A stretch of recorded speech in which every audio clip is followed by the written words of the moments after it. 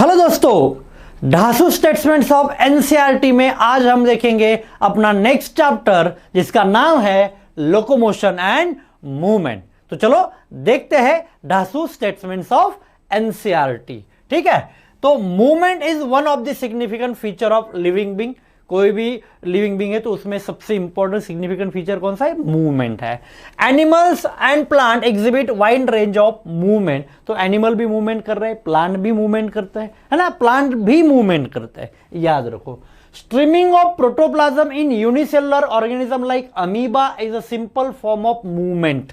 Amoeba में क्या होता है, जो प्रोटोप्लाज्म होता है, अंदर का जो लिक्विड कंटेंट होता है, तो उसका जो स्ट्रीमिंग होता है, तो स्ट्रीमिंग ऑफ प्रोटोप्लाज्म के वजह से अमीबा की मूवमेंट होती है। अमीबा यूनिसेलुलर होती है, सिंगल सेल होती है, तो जिसका मूवमेंट, जिसको डिफिनाइट शेप नहीं होता है, उसकी अगर मूवमेंट करनी है तो उस मूवमेंट में क्या होगा? स्ट्रीमिंग ऑफ प्रोटोप्लाज्म होगा। इसको याद रखना है, ठीक है, ओके। उसके बाद unicellular like amoeba streaming of protoplasm, ये देखा। Movement of cilia, flagella, tentacle are shown by many organism. Okay, तो बहुत सारे ऐसे ऑर्गेनिज्म जिनमें सिलिया प्रेजेंट होती है, जो किसी में फ्लैजेला होता है, किसी में जैसे हाइड्रा में टेंटाकल्स होते हैं। तो ये जो स्ट्रक्चर्स होते हैं उस ऑर्गेनिज्म को मूवमेंट में हेल्प करेंगे। ठीक है, आगे human being can move limbs, jaws, eyelids, tongues. Human being भी ये limbs, jaws, eyelid, tongue movement करता है। And some of the movement result in change of place. ये लाइन इंपॉर्टेंट है। कुछ ऐसे मूवमेंट जिसके वजह से लोकेशन चेंज होता है, कुछ ऐसे मूवमेंट जिसके वजह से पोजीशन चेंज होती है, उसको हम बोलेंगे लोकोमोशन। जिस मूवमेंट के वजह से अगर लोकेशन चेंज होता है तो उसको बोलेंगे लोकोमोशन। ठीक है, तो walking, running, climbing, flying, swimming are all some form of locomotory movements. ठीक है, आगे locomotory structure need not be different. ये लाइन इंपॉर्टेंट है। पहली बात देखो, यहां पे ध्यान दो। Locomotory structure need not be different from those affecting other type of movement. बच्चों को समझ में नहीं आता, पूछने के चांसेस कम है, लेकिन याद रखो कि locomotory structure need not be different from those affecting other types of movement. तो इसका यह है कि ये स्ट्रक्चर जो होता है डिफरेंट होना अलग, ऐसा नहीं है कि मतलब एक स्ट्रक्चर सिर्फ लोकोमोशन के लिए है। जैसे हमारे हाथ है या पैर है, ये सिर्फ लोकोमोशन में हेल्प कर रहे हैं, लेकिन दूसरा भी तो फंक्शन है। उसी हिसाब से अगर देखेंगे तो paramecium cilia help in movement of food through cytopharynx. ये लाइन बहुत जरूरी है, इस पे क्वेश्चन बनता है, या क्वेश्चन आपने पढ़ा भी होगा कि पैरामीशियम में होते हैं सिलिया। क्या होते हैं? Cilia help in movement of food through cytopharynx and locomotion as well as. तो यहां पे याद रखो कि पैरामीशियम में सिलिया दो काम कर रहा है। एक कि फूड को साइटोफैरिंक्स के थ्रू इंसर्ट करना या इंगल्फ करना, और दूसरा लोकोमोशन। तो मतलब सिलिया है जो पैरामीशियम में क्या कर रहा है? लोकोमोशन भी कर रहा है और फूड को खाने में भी हेल्प कर रहा है। दूसरा एग्जांपल दिया हुआ है हाइड्रा। इस पे क्वेश्चन आता है, याद रखो, इंपॉर्टेंट है। Hydra can use it's टेंटाकल for capturing its prey.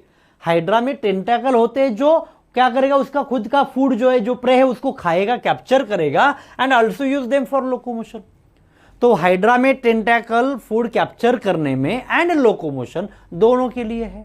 ये भी इंपॉर्टेंट, इस पे भी ध्यान दो। When we use limb of change of body posture and locomotion as well, तो हम भी हमारे जो लिम्स है, हाथ है, पैर है, तो इसमें क्या होता है? ये बॉडी पोस्चर चेंज करने में, लोकोमोशन में और अदर एक्टिविटीज में भी रोल है। तो इसका मतलब यह है कि सिर्फ एक ऑर्गन लोकोमोशन के लिए नहीं है, तो दूसरा उसका अदर भी फंक्शंस होते हैं। The above observation suggest that movement and locomotion can not be studied separately. Locomotion and movement को दोनों को अलग से हम स्टडी नहीं कर सकते, क्योंकि एक रिलेटेड है, दोनों भी रिलेटेड है। ठीक है, आगे यहां पे the above observation suggest that movement and locomotion can not be studied separately, the two may be linked by stating that. एक स्टेटमेंट, ये लाइन बहुत जरूरी है, ये लाइन बहुत जरूरी है। कौन सी? कि all locomotions are movement, all locomotions are movement, but all movements are not locomotion. जितने भी लोकोमोशन है, जितने भी चेंज ऑफ प्लेस हो रहा है, वो सभी मूवमेंट है, लेकिन जितने मूवमेंट है उसको लोकोमोशन नहीं बोलते। ये देखो, ये मूवमेंट है, ये मूवमेंट हुई, लेकिन इसको लोकोमोशन नहीं बोल सकते। लेकिन मैं यहां से यहां तक आ गया, ये क्या हो गई, ये मूवमेंट भी हो गई और लोकोमोशन भी हो गया। तो मैं यहां से यहां तक आ गया, ये यहां से यहां तक आ गया, ये हो गया लोकोमोशन, लेकिन मूवमेंट भी होगी।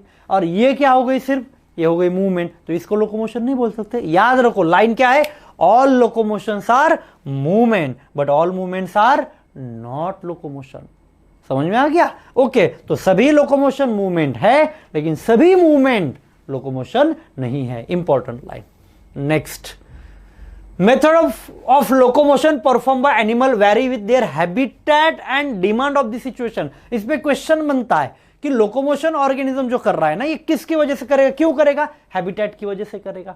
दूसरा, हैबिटेट मतलब जहां पे वो रह रहा है उसके आसपास का एटमॉस्फेयर, सराउंडिंग कंडीशन, ये सभी चीजें। एंड दूसरा होता है यहां पे demand of the situation, situation की डिमांड क्या है ना। अगर ड्रॉट आ गया है ना, ड्रॉट आ गया तो क्या हो गया, पानी नहीं है, खाने को कुछ नहीं है, तो ऑर्गेनिज्म क्या करे, माइग्रेशन करेंगे, लोकोमोशन करेंगे।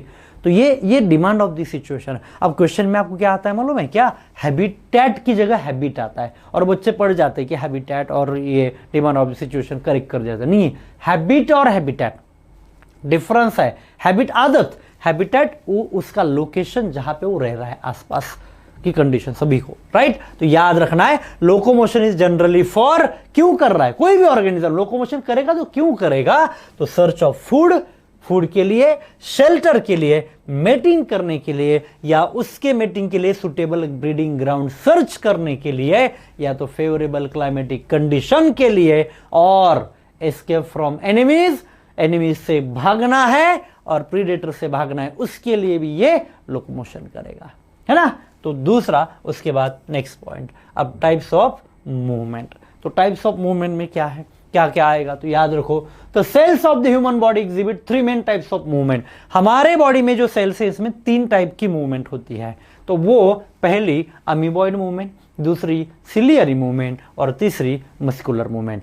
ह्यूमन बॉडी में बोला है, राइट। तो ह्यूमन बॉडी में अगर देखेंगे तो 3 टाइप की मूवमेंट होगी, और वो कौन कौन सी होगी उसके बारे में डिस्कस करते हैं। चलो, some specialized cell in our body like macrophages and leukocyte, macrophages and leukocyte, leukocyte WBC, जिनको डिफिनाइट शेप नहीं होता है, लेकिन इनकी मूवमेंट कैसी होगी, फिर स्ट्रीमिंग ऑफ प्रोटोप्लाज्म, अमीबा जैसे मूवमेंट करते हैं वैसे, सीडोपोडिया फॉर्म करके, मतलब अंदर का जो लिक्विड होता है ना, साइटोप्लाज्म वगैरह, तो ये प्रोटोप्लाज्म दोनों को, न्यूक्लियोप्लाज्म, साइटोप्लाज्म सब मिला के हम बोल सकते हैं सेल के अंदर का प्रोटोप्लाज्म। अब स्ट्रीमिंग ऑफ प्रोटोप्लाज्म से क्या होगा, इससे WBC की मूवमेंट होगी। तो याद रखो, ब्लड देखो, macrophages and leucocyte in a blood exhibit amoeboid movement. कौन सी मूवमेंट कर रहा है, अमीबॉइड मूवमेंट कर रहा है। It is affected by pseudopodia fall structure, मतलब form by the streaming of protoplasm. Amoeba में जैसा प्रोटोप्लाज्म स्ट्रीमिंग करेगा वैसे ही स्ट्रीमिंग ऑफ प्रोटोप्लाज्म होके यहाँ पे सीडोपोडिया फॉर्म हो रहा है। उसके बाद एक लाइन इंपॉर्टेंट, ये वाली साइटोस्केलेटल एलिमेंट। अब आपने cell the unit of life में साइटोस्केलेटन पढ़ा होगा कि हमारे एनिमल सेल को क्या नहीं होता है, डिफिनाइट, मतलब क्या बोल सकते हैं, सेल वॉल नहीं होती है, तो सेल मेम्ब्रेन होती, तो उसको शेप कैसे मिला, तो उसको शेप देने में साइटोस्केलेटल एलिमेंट का बहुत इंपॉर्टेंट रोल होता है। तो यही साइटोस्केलेटल एलिमेंट लाइक माइक्रोफिलामेंट पढ़ा होगा आपने, are also involve in amoeboid movement, ये भी अमीबॉइड मूवमेंट में रिस्पॉन्सिबल है। लेकिन ये लाइन इंपॉर्टेंट, इसको भूलना नहीं है।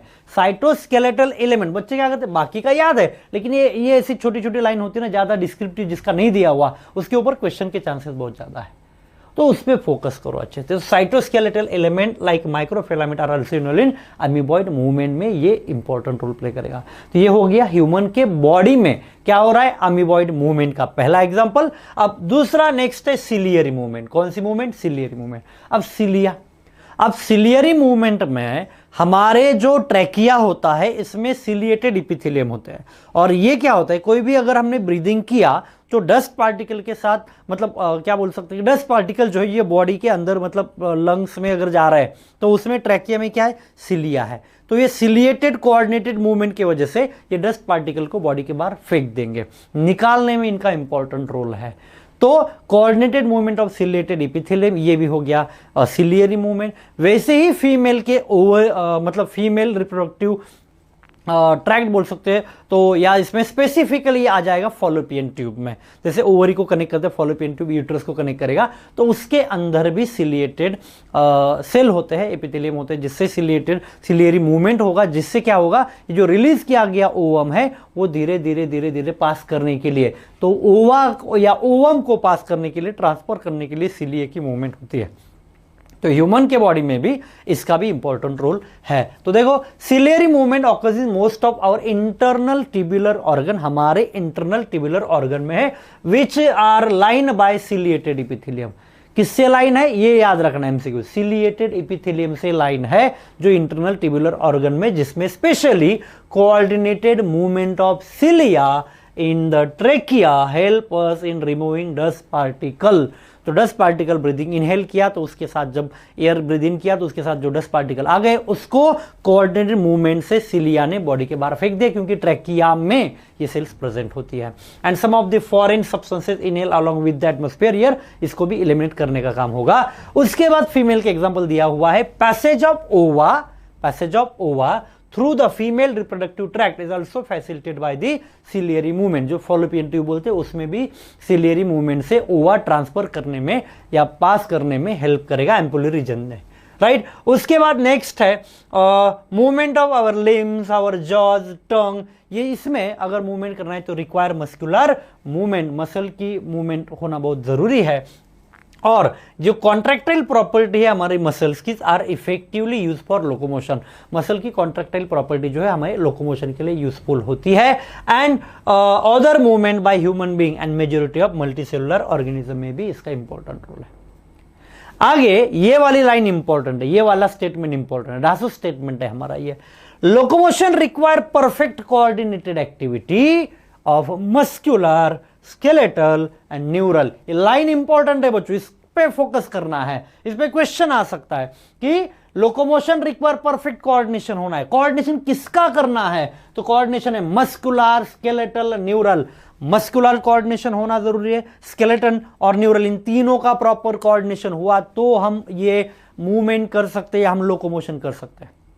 मतलब हमारी मसल ओके है, हमारे स्केलेटन ओके है और ब्रेन से सिग्नल ही नहीं आया, मतलब न्यूरल नहीं आया, तो कुछ काम का नहीं।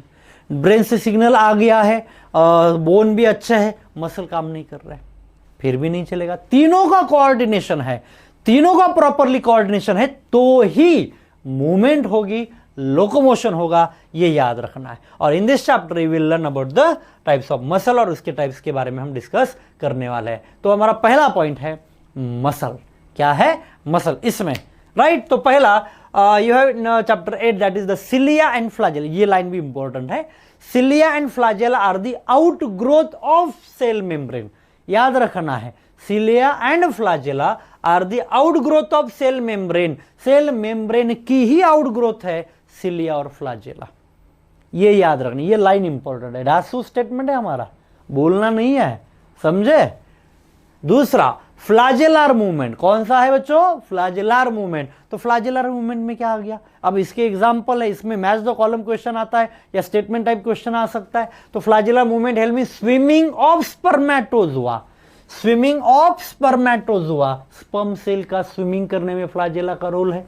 Maintenance of water current in canal system of sponges, sponges में हमने पढ़ा था बॉडी फ्लूइड में, water current canal system maintain करने में यहां पे सिलिया का बहुत इंपॉर्टेंट रोल है। And locomotion of protozoan like euglena, और यूग्लेना को लोकोमोशन करना है। तीन अलग अलग वर्ड बताए उन्होंने, क्या बताए? पहला स्विमिंग ऑफ स्पर्मेटोजोआ, स्पर्म को स्विम करने के लिए, water current canal system of sponges maintain रखने के लिए, और तीसरा प्रोटोजोन लाइक यूग्लेना को लोकोमोशन करने के लिए। किसका इंपॉर्टेंट रोल है? फ्लैजेला का इंपॉर्टेंट रोल है। अब ये फ्लैजेला का इंपॉर्टेंट रोल तो यहां पे याद रखना है, इस पे क्वेश्चन आ सकता है, ये लाइन इंपॉर्टेंट है। स्टेटमेंट हम देख रहे हैं तो ये याद रखना है। Muscle is a specialised tissue of mesodermal in origin. अब ये पूछ सकते हैं मसल ओरिजिन क्या है मसल का? Mesoderm, germinal layer, ectoderm, mesoderm, endoderm. जैसे हार्ट भी मेसोडर्मल इन ओरिजिन है, ब्लड भी मेसोडर्मल इन ओरिजिन है, वैसे मसल भी मेसोडर्मल इन ओरिजिन है। तो about 40 to 50% of the body weight of a human body adult is contributed bye muscle. हमारा जितना वेट है उसमें से 40 to 50% किसका वेट है? मसल का। इस पे क्वेश्चन मिलेंगे आपको। आप अगर प्रैक्टिस कर रहे हैं ना लोकोमोशन में, आपको इसके ऊपर क्वेश्चन मिलेगा। 40 to 50% बोला है ना ये, तो 40 to 50% में ट्विस्ट करके चेंज करके क्वेश्चन आ सकता है। इस पे ध्यान दो, ये चेंज करके आ सकता है। यहां पे क्या आएगा? 40 to 45%, गलत है फिर। या 45 to 50% आ गया, गलत है। 40 to 50 ये यही होना चाहिए, तभी वो स्टेटमेंट करेक्ट है। तो ये हमारा बॉडी वेट करेगा muscle. They have a special property. कौन कौन सी प्रॉपर्टी याद रखना है? एक्साइटेबिलिटी प्रॉपर्टी है, कॉन्ट्रैक्टिलिटी प्रॉपर्टी है, एक्सटेंसिबिलिटी है, एंड लास्ट इलास्टिसिटी। ये 4 प्रॉपर्टी याद रखो, राइट? 4 प्रॉपर्टी कैसे याद रखो? E3, okay. E3 मतलब excitability, extensibility, elasticity, and then E3C contractility. तो मसल की प्रॉपर्टी एक्साइटेबिलिटी है, पहले एक्सटेंसिबिलिटी, इलास्टिसिटी एंड कॉन्ट्रैक्टिलिटी याद रखना है। E3 कॉन्ट्रैक्टिलिटी इंपॉर्टेंट है। आगे, muscle have been classified using different criteria, लेके मसल को क्लासिफाई किया गया। नेमली जनरली क्या होता है, लोकेशन के बेसिस पे, अपीयरेंस के मतलब मसल प्रेजेंट कहां पे, लोकेशन बेसिस। दूसरा अपीयरेंस, अपीयरेंस मतलब कैसे दिख रही है मसल। और तीसरा नेचर ऑफ रेगुलेशन, मसल को कंट्रोल कौन कर रहा है, उसके बेसिस पे क्लासिफाई करते हैं। लेकिन अब ये लाइन बहुत जरूरी, इसके ऊपर भी क्वेश्चन बनता है। क्या है? तो बेस्ड ऑन लोकेशन। अभी जो देख रहे हैं 3 टाइप्स आएंगे मसल के, ये लोकेशन के बेसिस पे। तो based on location 3 types of muscle are identified: skeletal muscle, visceral muscle, cardiac muscle. कौन से 3 है? Skeletal attach to skeleton, visceral internal organ में, और कार्डियक। अब यहां पे विसरल के जगह स्मूथ आ गया। बहुत बार क्वेश्चन आता है कि based on the location there are 3 types of muscles and are identified as skeletal, smooth and cardiac. गलत, स्मूथ आ गया, रॉन्ग है। विसरल है, इंटरनल है। स्मूथ ये लोकेशन है क्या? स्मूथ कैसे दिख रहा है? ये अपीयरेंस है। आपको पूछा क्या है? लोकेशन के बेस पे। तो लोकेशन के बेस पे याद रखना है। तो ये यहां पे विसरल ही होना चाहिए, और कार्डियक मतलब हार्ट में। ठीक है, तो अब 1 बाय 1 इसको देखते हैं। चलो अब आगे। तो पहला है स्केलेटल मसल। पहला क्या है? Skeletal muscle. तो skeletal muscle closely associated with skeletal component of the body. इसमें खाली 3 याद रखो, लेकिन हम लाइन देख रहे हैं तो उसमें फोकस करना है। लेकिन 3 ही पॉइंट याद रखने। पहला अटैच टू स्केलेटन, दूसरा स्ट्राइटेड अपीयरेंस, तीसरा वॉलंटरी कंट्रोल। 3 ही याद रखना है कि अटैच टू स्केलेटन है, स्ट्राइटेड अपीयरेंस है, और वॉलंटरी कंट्रोल। हम उसको कंट्रोल कर सकते हैं, राइट? तो देखो, तो this closely associated with skeletal component of the body. They have striped appearance. कौन सा अपीयरेंस है? स्ट्रिप्ड अपीयरेंस मतलब स्ट्राइएशन दिखाएगा। माइक्रोस्कोप में अगर देखेंगे तो आपको दिखेगा, एंड उसको स्ट्राइटेड मसल बोलेंगे। कौन सी मसल बोलेंगे? Striated. As their activities are under the voluntary control. Voluntary control में मतलब हमारे खुद के कंट्रोल में है of the nervous system, and they are known as voluntary muscle. इसको वॉलंटरी मसल भी बोलेंगे। समझ में आ गया? अटैच टू स्केलेटन है, स्ट्राइटेड अपीयरेंस है तो स्ट्राइटेड मसल बोल सकते हैं, एंड हमारे कंट्रोल में है तो इसको वॉलंटरी मसल भी बोलेंगे।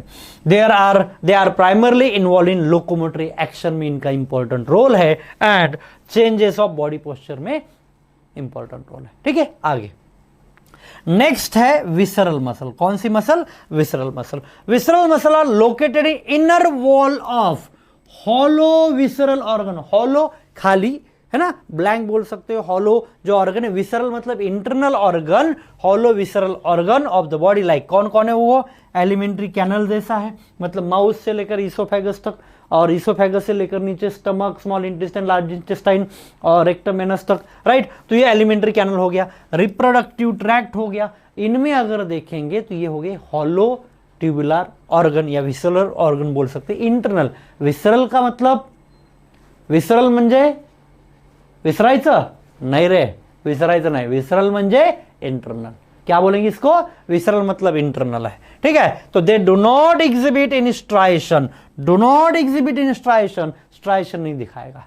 इनमें स्ट्राइएशन नहीं है, इनमें स्ट्राइएशन नहीं है। ये दिखने में कैसे दिख रहा है? अपीयरेंस देखेंगे तो स्मूथ दिख रहा है, अपीयरेंस में स्मूथ है, and hence they are called smooth muscle, या तो आप इसको बोल सकते हैं नॉन स्ट्राइटेड मसल। एक तो स्मूथ बोलो या नॉन स्ट्राइटेड बोलो। समझ में आ रहा है? तो ये इंपॉर्टेंट है। आगे अब इसमें their activities are not under the voluntary control, हमारे कंट्रोल में नहीं है, and nervous system and therefore known as वो इनवॉलंटरी मसल। क्या बोलेंगे? Involuntary muscle. विसरल जो है, ये विसरल मसल जो अगर हम बोलेंगे स्केलेटल, विसरल और कार्डियक, तो ये है इनवॉलंटरी, उसको हम कंट्रोल नहीं कर सकते, तो ये इनवॉलंटरी मसल है। And this is for the example in the transportation, इसका काम क्या है? तो transportation of food through the digestive tract, यहां पे ट्रांसपोर्टेशन में इसका रोल है। दूसरा, gamete through the genital tract में गैमेट ट्रांसफर करने में भी इनका रोल है। ये लाइन बच्चे याद नहीं रखते, तो याद रखो, इसको याद रखना है, मतलब फोकस करना है, पूरा का पूरा रट्टा नहीं मारना है, समझना है, सिर्फ समझना है कि हाँ अच्छा ये भी आ सकता है। ट्रांसपोर्टेशन ऑफ फूड में भी रोल है ना, डाइजेस्टिव ट्रैक्ट से जो, और गैमेट थ्रू जेनाइटल ट्रैक्ट से जो पास हो रहा है उसमें भी रोल है, तो ये भूलना नहीं है। ठीक है, आगे तीसरी है ये कार्डियक मसल। कौन सा है?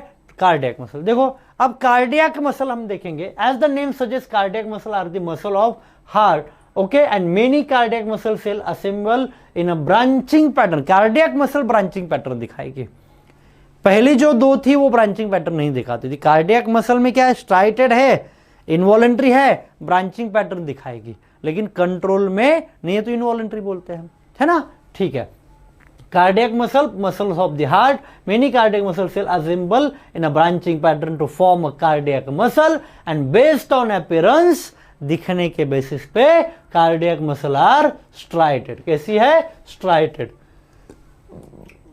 कार्डियक मसल आर स्ट्राइटेड है, ठीक है, एंड दे आर इनवॉलंटरी। तो स्ट्राइटेड है और इनवॉलंटरी है, जो हमारे कंट्रोल में नहीं है, and nervous system does not control their activities directly, does not बोला है।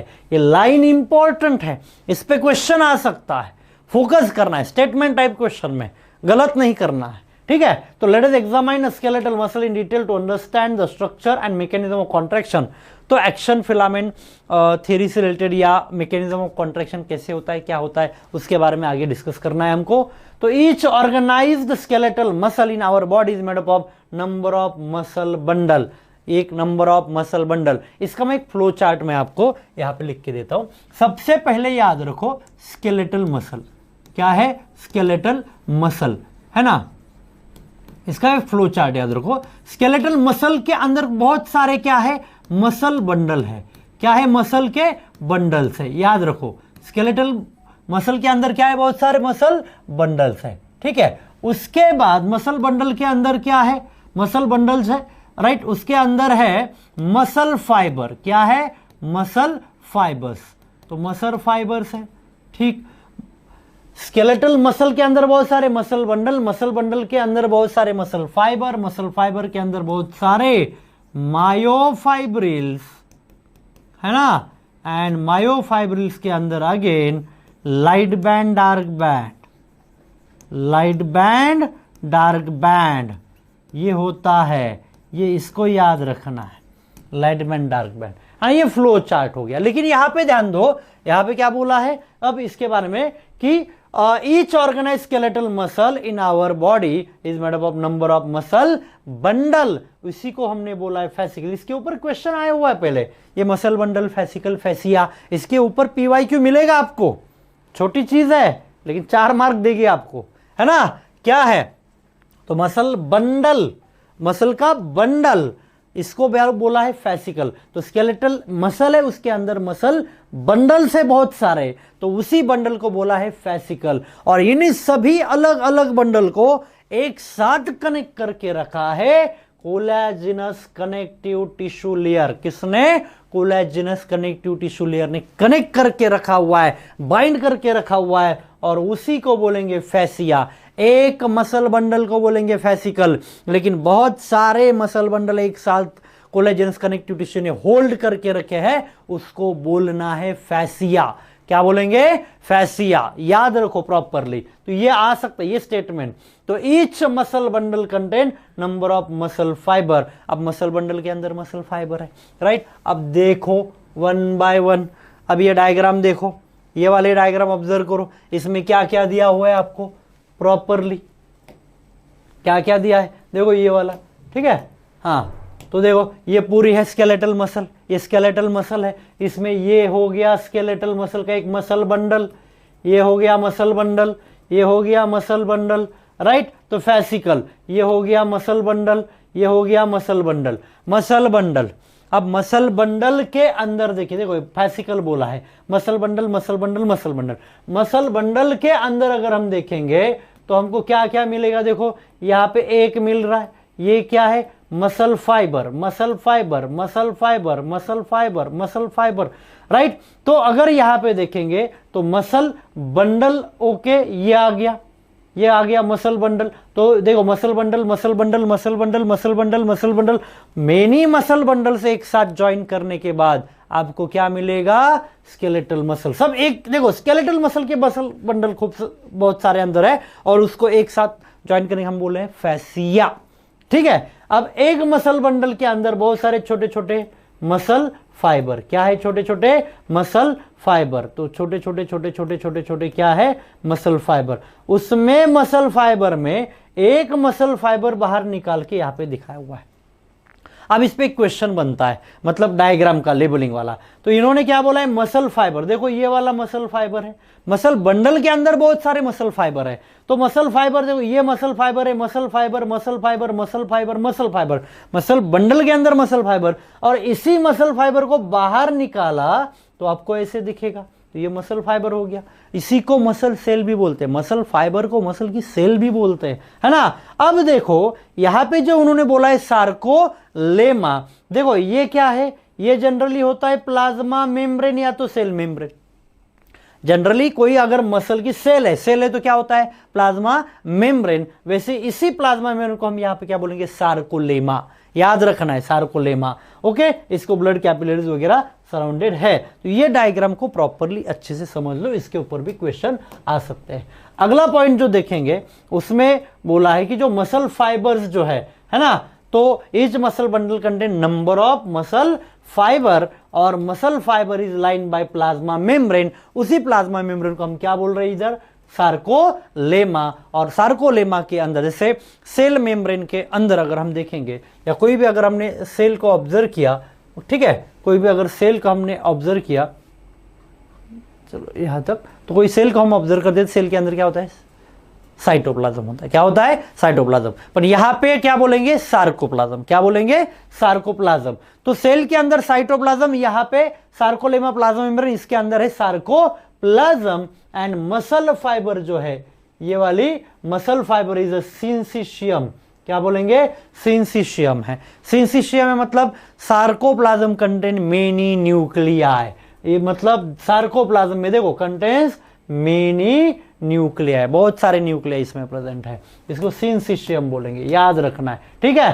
तो एक मसल सेल है जिसको हम मसल फाइबर बोलेंगे, उसको जो प्लाज्मा मेम्ब्रेन है उसको हम बोल रहे हैं सार्कोलेमा। उसके अंदर जो लिक्विड है उसको बोलेंगे सार्कोप्लाज्म, और सार्कोप्लाज्म के अंदर है मेनी न्यूक्लियस, उसको बोला है सिंसिशियम। एंड उसके बाद एंडोप्लाज्मिक रेटिकुलम, जैसे यहां पे हम उसको बोलेंगे सार्कोप्लाज्मिक रेटिकुलम। आपको रफ RER तो rough endoplasmic reticulum, smooth endoplasmic, लेकिन यहां पे एंडोप्लाज्मिक रेटिकुलम को क्या बोला है, सार्कोप्लाज्मिक रेटिकुलम। ये लाइन बहुत जरूरी है। And muscle fiber is the store house of calcium, ये इंपॉर्टेंट है, ये लाइन आ सकती है, इस पे ध्यान देना है, ठीक है। आगे, और characteristic feature of the muscle fiber is the presence of large number of parallelly arrange filament in the sarcoplasm के अंदर, उसको हम बोलेंगे myofilament. Parallelly arrange, muscle fibre के अंदर बहुत सारे छोटे छोटे छोटे पैरेलली अरेंज क्या होते हैं, मायोफिलामेंट होते हैं, उसी को हम बोलेंगे मायोफाइब्रिल्स। क्या बोलेंगे, मायोफाइब्रिल। मतलब स्केलेटल मसल, उसके अंदर मसल बंडल, मसल बंडल के अंदर मसल फाइबर, मसल फाइबर के अंदर मायोफाइब्रिल, और मायोफाइब्रिल्स के अंदर लाइट बैंड, डार्क बैंड। तो each myofibril has the alternate dark and light band on it, और a detail study of myofibril has established that the striated अगर appearance आ रहा है, मायोफाइब्रिल स्ट्राइटेड दिख रही है, स्ट्राइशन आपको दिख रहा है, तो distribution pattern of two important protein, जिसमें सबसे इंपॉर्टेंट है एक्टिन एंड मायोसिन। ये दो प्रोटीन बहुत जरूरी है, बहुत इंपॉर्टेंट रोल प्ले करेंगे। तो लाइट बैंड कंटेन एक्टिन, ये लाइन इंपॉर्टेंट है, ये स्टेटमेंट इंपॉर्टेंट है। लाइट बैंड में क्या है, एक्टिन है, and it is called I band and isotropic band बोलेंगे। दूसरा the dark band called A band और अनआइसोट्रोपिक बैंड कंटेंट, जिसमें क्या है, मायोसिन, जिसमें क्या दिया हुआ है, मायोसिन। ठीक है, याद रखना है प्रॉपरली यहां तक। तो मायोसिन आ गया, यहां पे मेंशन किया है। ठीक है, अब यहां पे देखो ये वाला, both the proteins are arrange as a rod like structure. कैसा है, rod like structure parallel to each other and also to the longitudinal axis of myofibril, और लॉन्गिट्यूडनल एक्सिस बनाएंगे, दोनों भी पैरेलली प्रेजेंट होते हैं, एक्टिन और myosin, and the actin filament are thinner.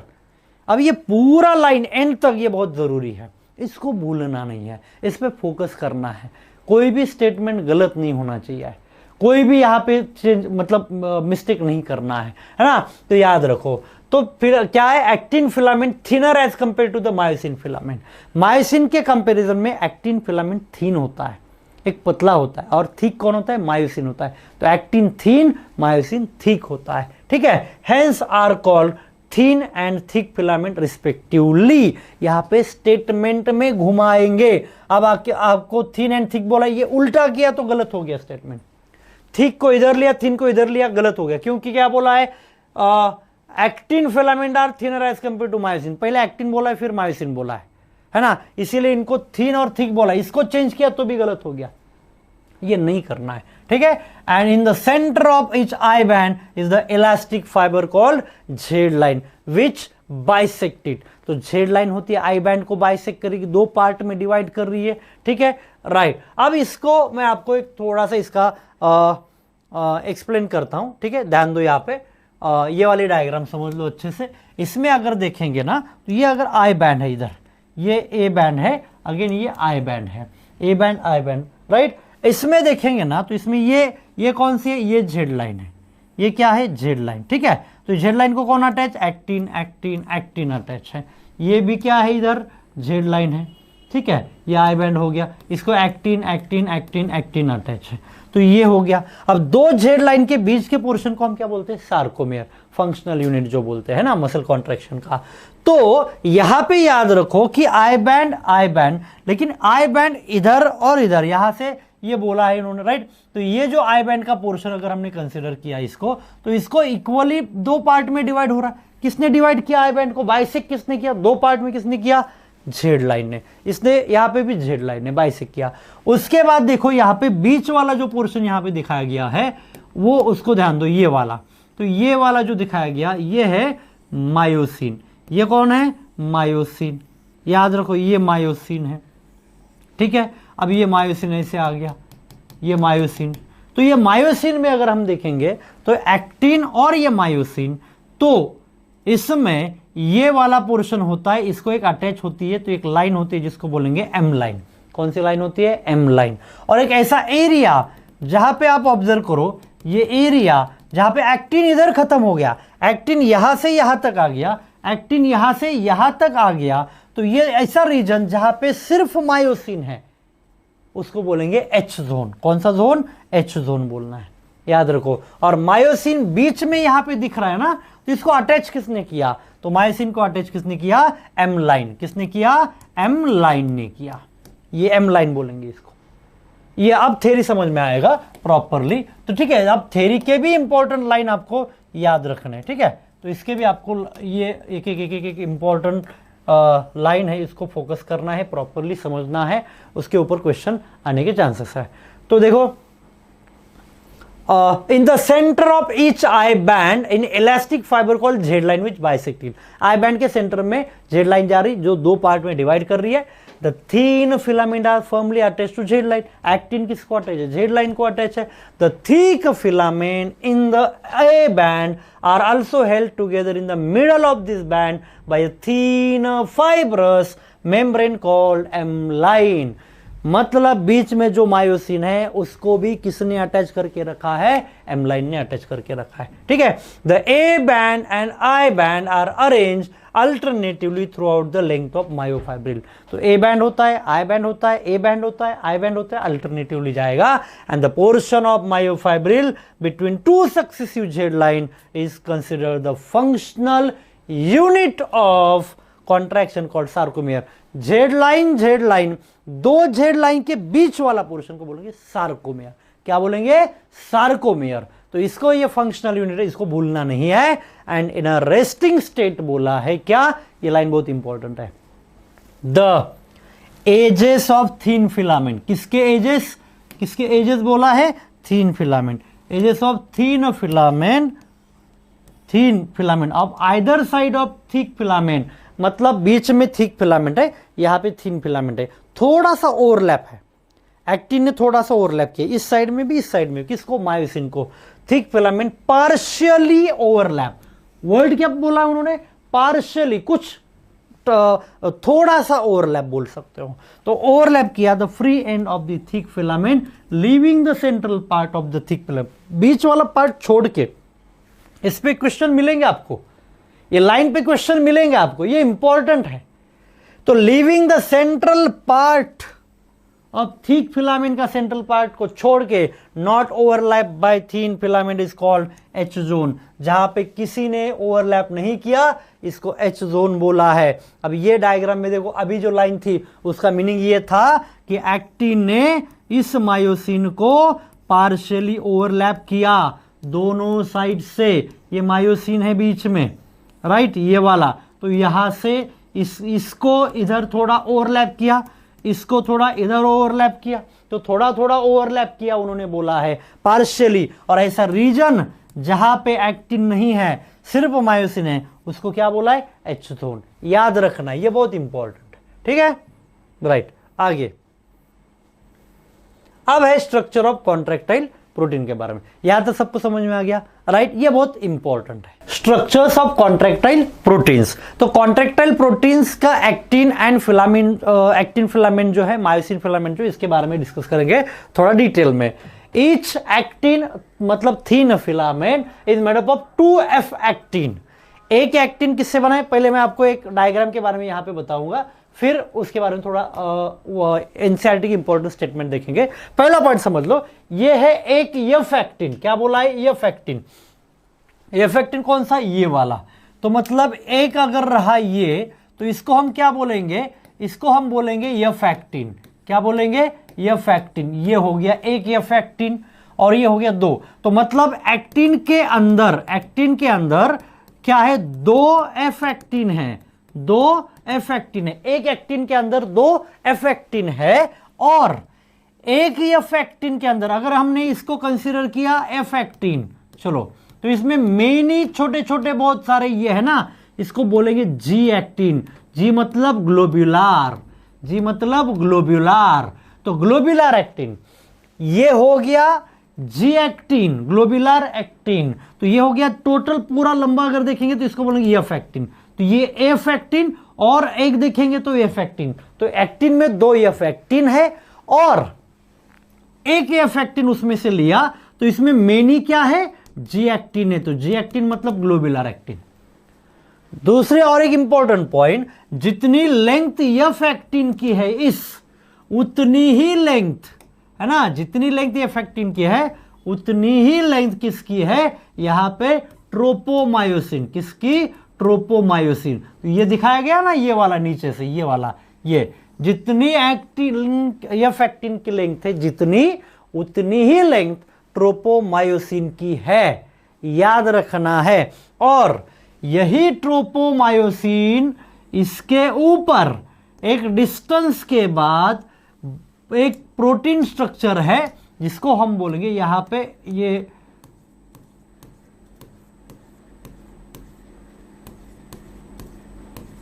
ऐसा यहां पे दिखाया गया है, ये इसको क्या बोलेंगे, ट्रोपोनिन। क्या बोलेंगे, ट्रोपोनिन बोलेंगे, ट्रोपोनिन।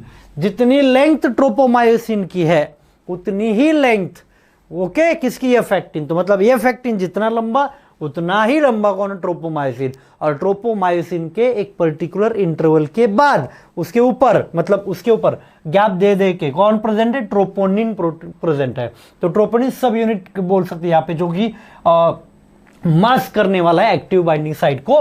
तो ट्रोपोनिन ट्रोपोनिन ट्रोपोनिन ट्रोपोनिन, तो जितना यहां पे अगर हम ऑब्जर्व करेंगे डायग्रामेटिकली कि एक एक्टिन में 2 एफ एक्टिन और एक एफ एक्टिन में मेनी एक एक छोटे छोटे सर्कुलर जो है उसको बोलेंगे जी एक्टिन। तो इसका थ्योरेटिकल स्टेटमेंट आप समझ लो, ये बहुत इंपॉर्टेंट है। थ्योरेटिकल पार्ट ये बहुत इंपॉर्टेंट है, इसके ऊपर फोकस करना है आपको, ठीक है, ये बहुत इंपॉर्टेंट है। तो each actin thin filament is made up of 2, कितने, 2, क्या है 2 यहां पे, तो 2 एफ एक्टिन है। एफ एक्टिन मतलब फिलामेंटस एक्टिन, तो 2 फिलामेंटस एक्टिन है, helically wound to each other, एक दूसरे में ट्विस्टेड है, helically wound to each other है। And each F actin is a polymer of monomeric G globular actin, मतलब एक ही एफ एक्टिन में बहुत सारे छोटे छोटे छोटे छोटे ग्लोबुलर एक्टिन है, इसलिए उसको क्या बोला है, पॉलीमर। ये लाइन बहुत जरूरी है, ये पूरा इंपॉर्टेंट पॉइंट है, ये पूरे के पूरे इंपॉर्टेंट, एक एक लाइन में ट्विस्ट हो सकता है, एक एक लाइन पे क्वेश्चन बन सकता है, इस पे फोकस करना है properly. Each F actin is polymer of monomeric G actin, और उसको बोलेंगे ग्लोबुलर एक्टिन। तो 2 फिलामेंट्स, देखो कितने हैं, 2 फिलामेंट, तो 2 फिलामेंट्स ऑफ अनदर प्रोटीन, मतलब कौन है, ट्रोपोमायोसिन। जितना एफ एक्टिन लंबा है उतना ही लंबा कौन है, ट्रोपोमायोसिन है। Run close to the F actin throughout its length, याद रखो ये लाइन, इस पे क्वेश्चन बनता है, हर एक लाइन पे क्वेश्चन बनता है, इधर स्टेटमेंट बनेंगे, ये इंपॉर्टेंट है, ठीक है। और कॉम्प्लेक्स प्रोटीन होता है ट्रोपोनिन, कॉम्प्लेक्स प्रोटीन है ट्रोपोनिन है, राइट, इज डिस्ट्रीब्यूटेड एट, कहां पे, regular interval on tropomyosin. Tropomyosin के ऊपर एक इंटरवल के बाद कौन प्रेजेंट है, यहां पे ट्रोपोनिन प्रेजेंट है। इन द रेस्टिंग स्टेट अ सब यूनिट ऑफ ट्रोपोनिन मास, ये लाइन इंपॉर्टेंट, इस पे क्वेश्चन बनता है, इसको क्वेश्चन बनता है और मिलेगा भी आपको किस पे, क्या, तो सब इन द रेस्टिंग स्टेट में कोई भी एक्शन पोटेंशियल, मतलब कॉन्ट्रैक्शन नहीं हो रहा है, यहां पे कोई एक्शन पोटेंशियल नहीं आया है, रेस्टिंग स्टेट है, तो यहां पे सब यूनिट ऑफ ट्रोपोनिन मास करेगा एक्टिव बाइंडिंग साइट फॉर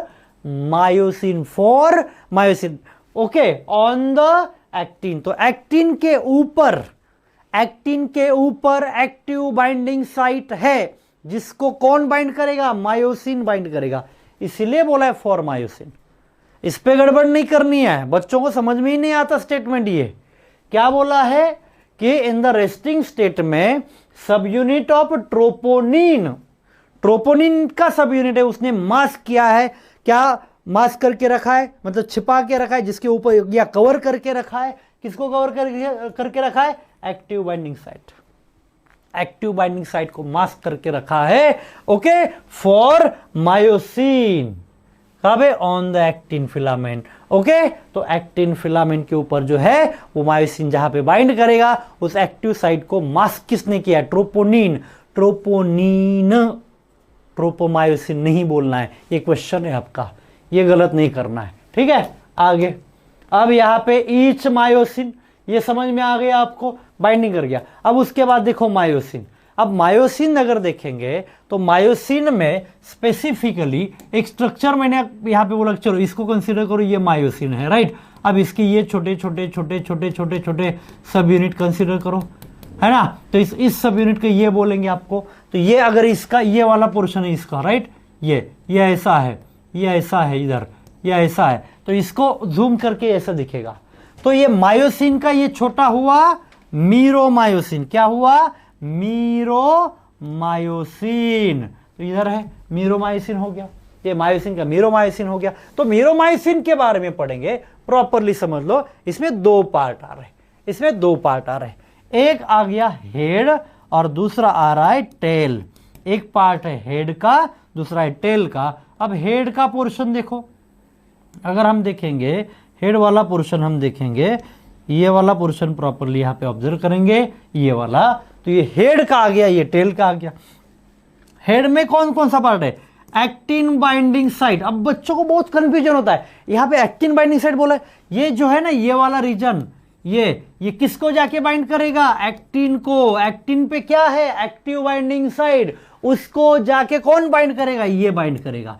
ये तो क्या बोला है, एक्टिन को बाइंड करने की साइट, ये जाके एक्टिन को बाइंड करेगा। ये एक्टिन है, ये मायोसिन है, ये उसको बाइंड कर रहा है। तो यहां पे जो साइट है उसको क्या बोलेंगे, एक्टिन बाइंडिंग साइट, ये इसको बाइंड कर रहा है, राइट, एक्टिन को बाइंड कर रहा है मायोसिन का हेड। तो मायोसिन के ऊपर जो है एक्टिन को बाइंड करने वाली साइट है, और दूसरा एटीपी बाइंडिंग साइट।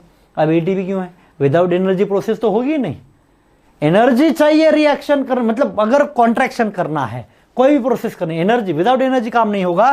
तो एटीपी बाइंडिंग साइट यहां पे है, और एटीपेज एंजाइम जो होते हैं वो भी होंगे, और वो एटीपी ब्रेक करने में हेल्प करेंगे। अभी इतना ही याद रखो, यहाँ पे हेड है, टेल है, तो इसके दो पार्ट बनेंगे। हेड का पोर्शन को बोलेंगे HMM और टेल के बोलेंगे LMM, heavy meromyosin, light meromyosin. Theoretical part continue करेंगे, चलो थ्योरी पे आ जाता है। थ्योरेटिकल पार्ट में क्या मेंशन किया गया इन्होंने, देखो यहाँ पे प्रॉपरली फोकस करो। तो थ्योरेटिकल पार्ट में ईच मायोसिन मतलब thick filament is also polymerise protein, also क्या है, ये पॉलीमराइज प्रोटीन है, ठीक है, इस पे ध्यान दो। हाँ, तो ये क्या है, पॉलीमराइज प्रोटीन है, ठीक, तो ये भी पॉलीमराइज प्रोटीन है। मेनी मोनोमरिक छोटे छोटे प्रोटीन से बना हुआ कौन है, मायोसिन है, ओके। और छोटे छोटे प्रोटीन को हम क्या बोलेंगे, मीरोमायोसिन। तो मेनी मीरोमायोसिन एक साथ आगे बनेगा मायोसिन, ठीक। वैसे ही ये मीरोमायोसिन में क्या है, ये तो इसके अंदर each meromyosin has two important part, कितने, दो इंपॉर्टेंट पार्ट आ रहे हैं। एक ग्लोब्यूलर हेड, एक क्या है, ग्लोब्यूलर हेड, एंड दूसरा है शॉर्ट आर्म। अभी डायग्राम में हमने देखा जो हेवी मीरोमायोसिन है तो ग्लोब्यूलर हेड है, दूसरा है शॉर्ट आर्म एंड टेल, और क्या है, टेल। तो globular head, short arm and tail, the former being called the heavy meromyosin, मतलब हेड विथ शॉर्ट आर्म, इसको क्या बोलेंगे हम, heavy meromyosin, and the latter जो पार्ट है लाइट मीरोमायोसिन, LMM। तो HMM कंपोनेंट मतलब head and short arm project outward at the regular distance and angle from each other to form surface of a polymerized myosin filament known as a cross arm। Cross arm कर रहे हैं दोनों, और थोड़ी बाहर निकल के आ रहा है, और उसी को हम बोलेंगे क्रॉस आर्म फॉर्म कर रहा है, ओके, ठीक है। आगे तो ये डायग्राम भी देखो, यहाँ पे इन्होंने क्रॉस आर्म किया हुआ है, तो ये क्रॉस आर्म किया हुआ है, थोड़ा सा बाहर आ गया, मायोसिन स्ट्रक्चर है उससे थोड़ा सा बाहर, ऐसे करते करते क्रॉस आर्म इसने किया हुआ है। और आगे ये वाला पॉइंट बहुत जरूरी है, ये वाला बहुत इंपॉर्टेंट है, क्या है, the globular head is an active ATPase enzyme.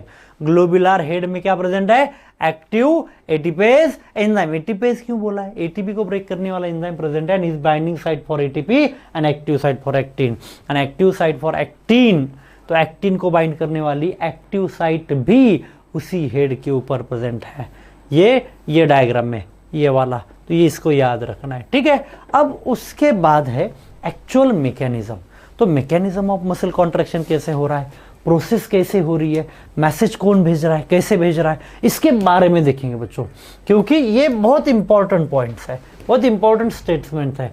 तो मैकेनिज्म ऑफ मसल कॉन्ट्रैक्शन में it is a base explain by sliding filament theory. कौन सी है, sliding filament theory, which states that contraction of muscle fiber takes place by sliding of thin filament over the thick filament।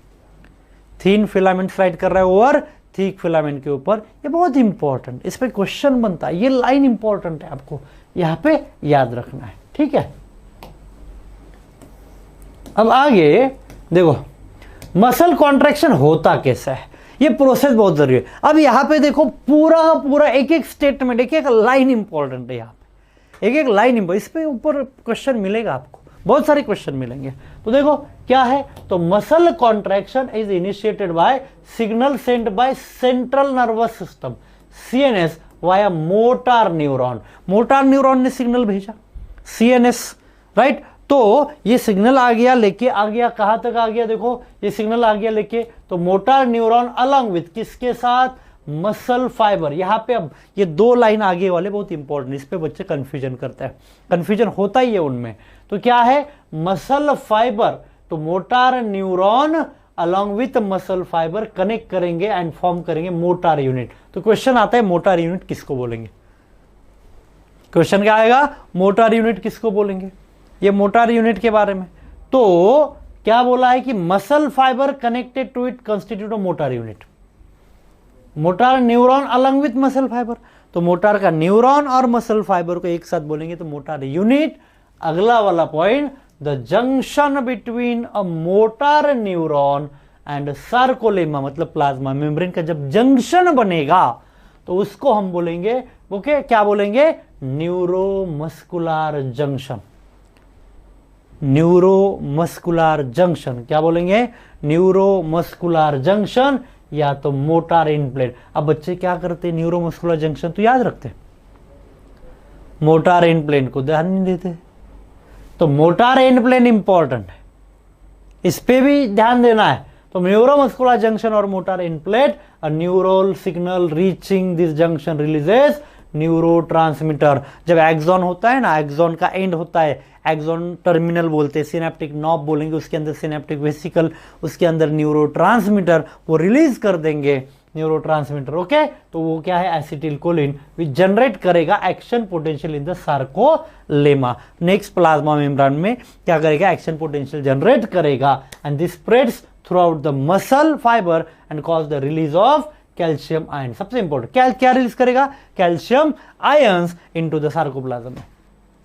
अब release किया, जिससे क्या होगा? देखो पहला पॉइंट, न्यूरोमस्कुलर जंक्शन हो गया, मैसेज गया मसल में, सार्कोप्लाज्मिक रेटिकुलम में कैल्शियम उसने वो रिलीज किया। अब रिलीज किया हुआ कैल्शियम क्या होगा? इंक्रीज कैल्शियम लेवल, ये जाके बाइंड करेगा किसको?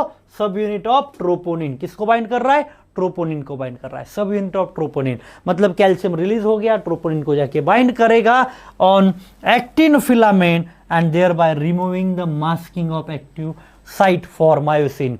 तो यहां पे पहली बात समझ लो, न्यूरोमस्कुलर जंक्शन हो गया, न्यूरोट्रांसमीटर रिलीज किया यहां से। अब ये सेल मसल फाइबर के अंदर सार्कोप्लाज्मिक रेटिकुलम को मैसेज मिला, उसने कैल्शियम को रिलीज किया, वो आ गया सार्कोप्लाज्म में, कैल्शियम गया और ट्रोपोनिन के ऊपर बाइंड हो गया।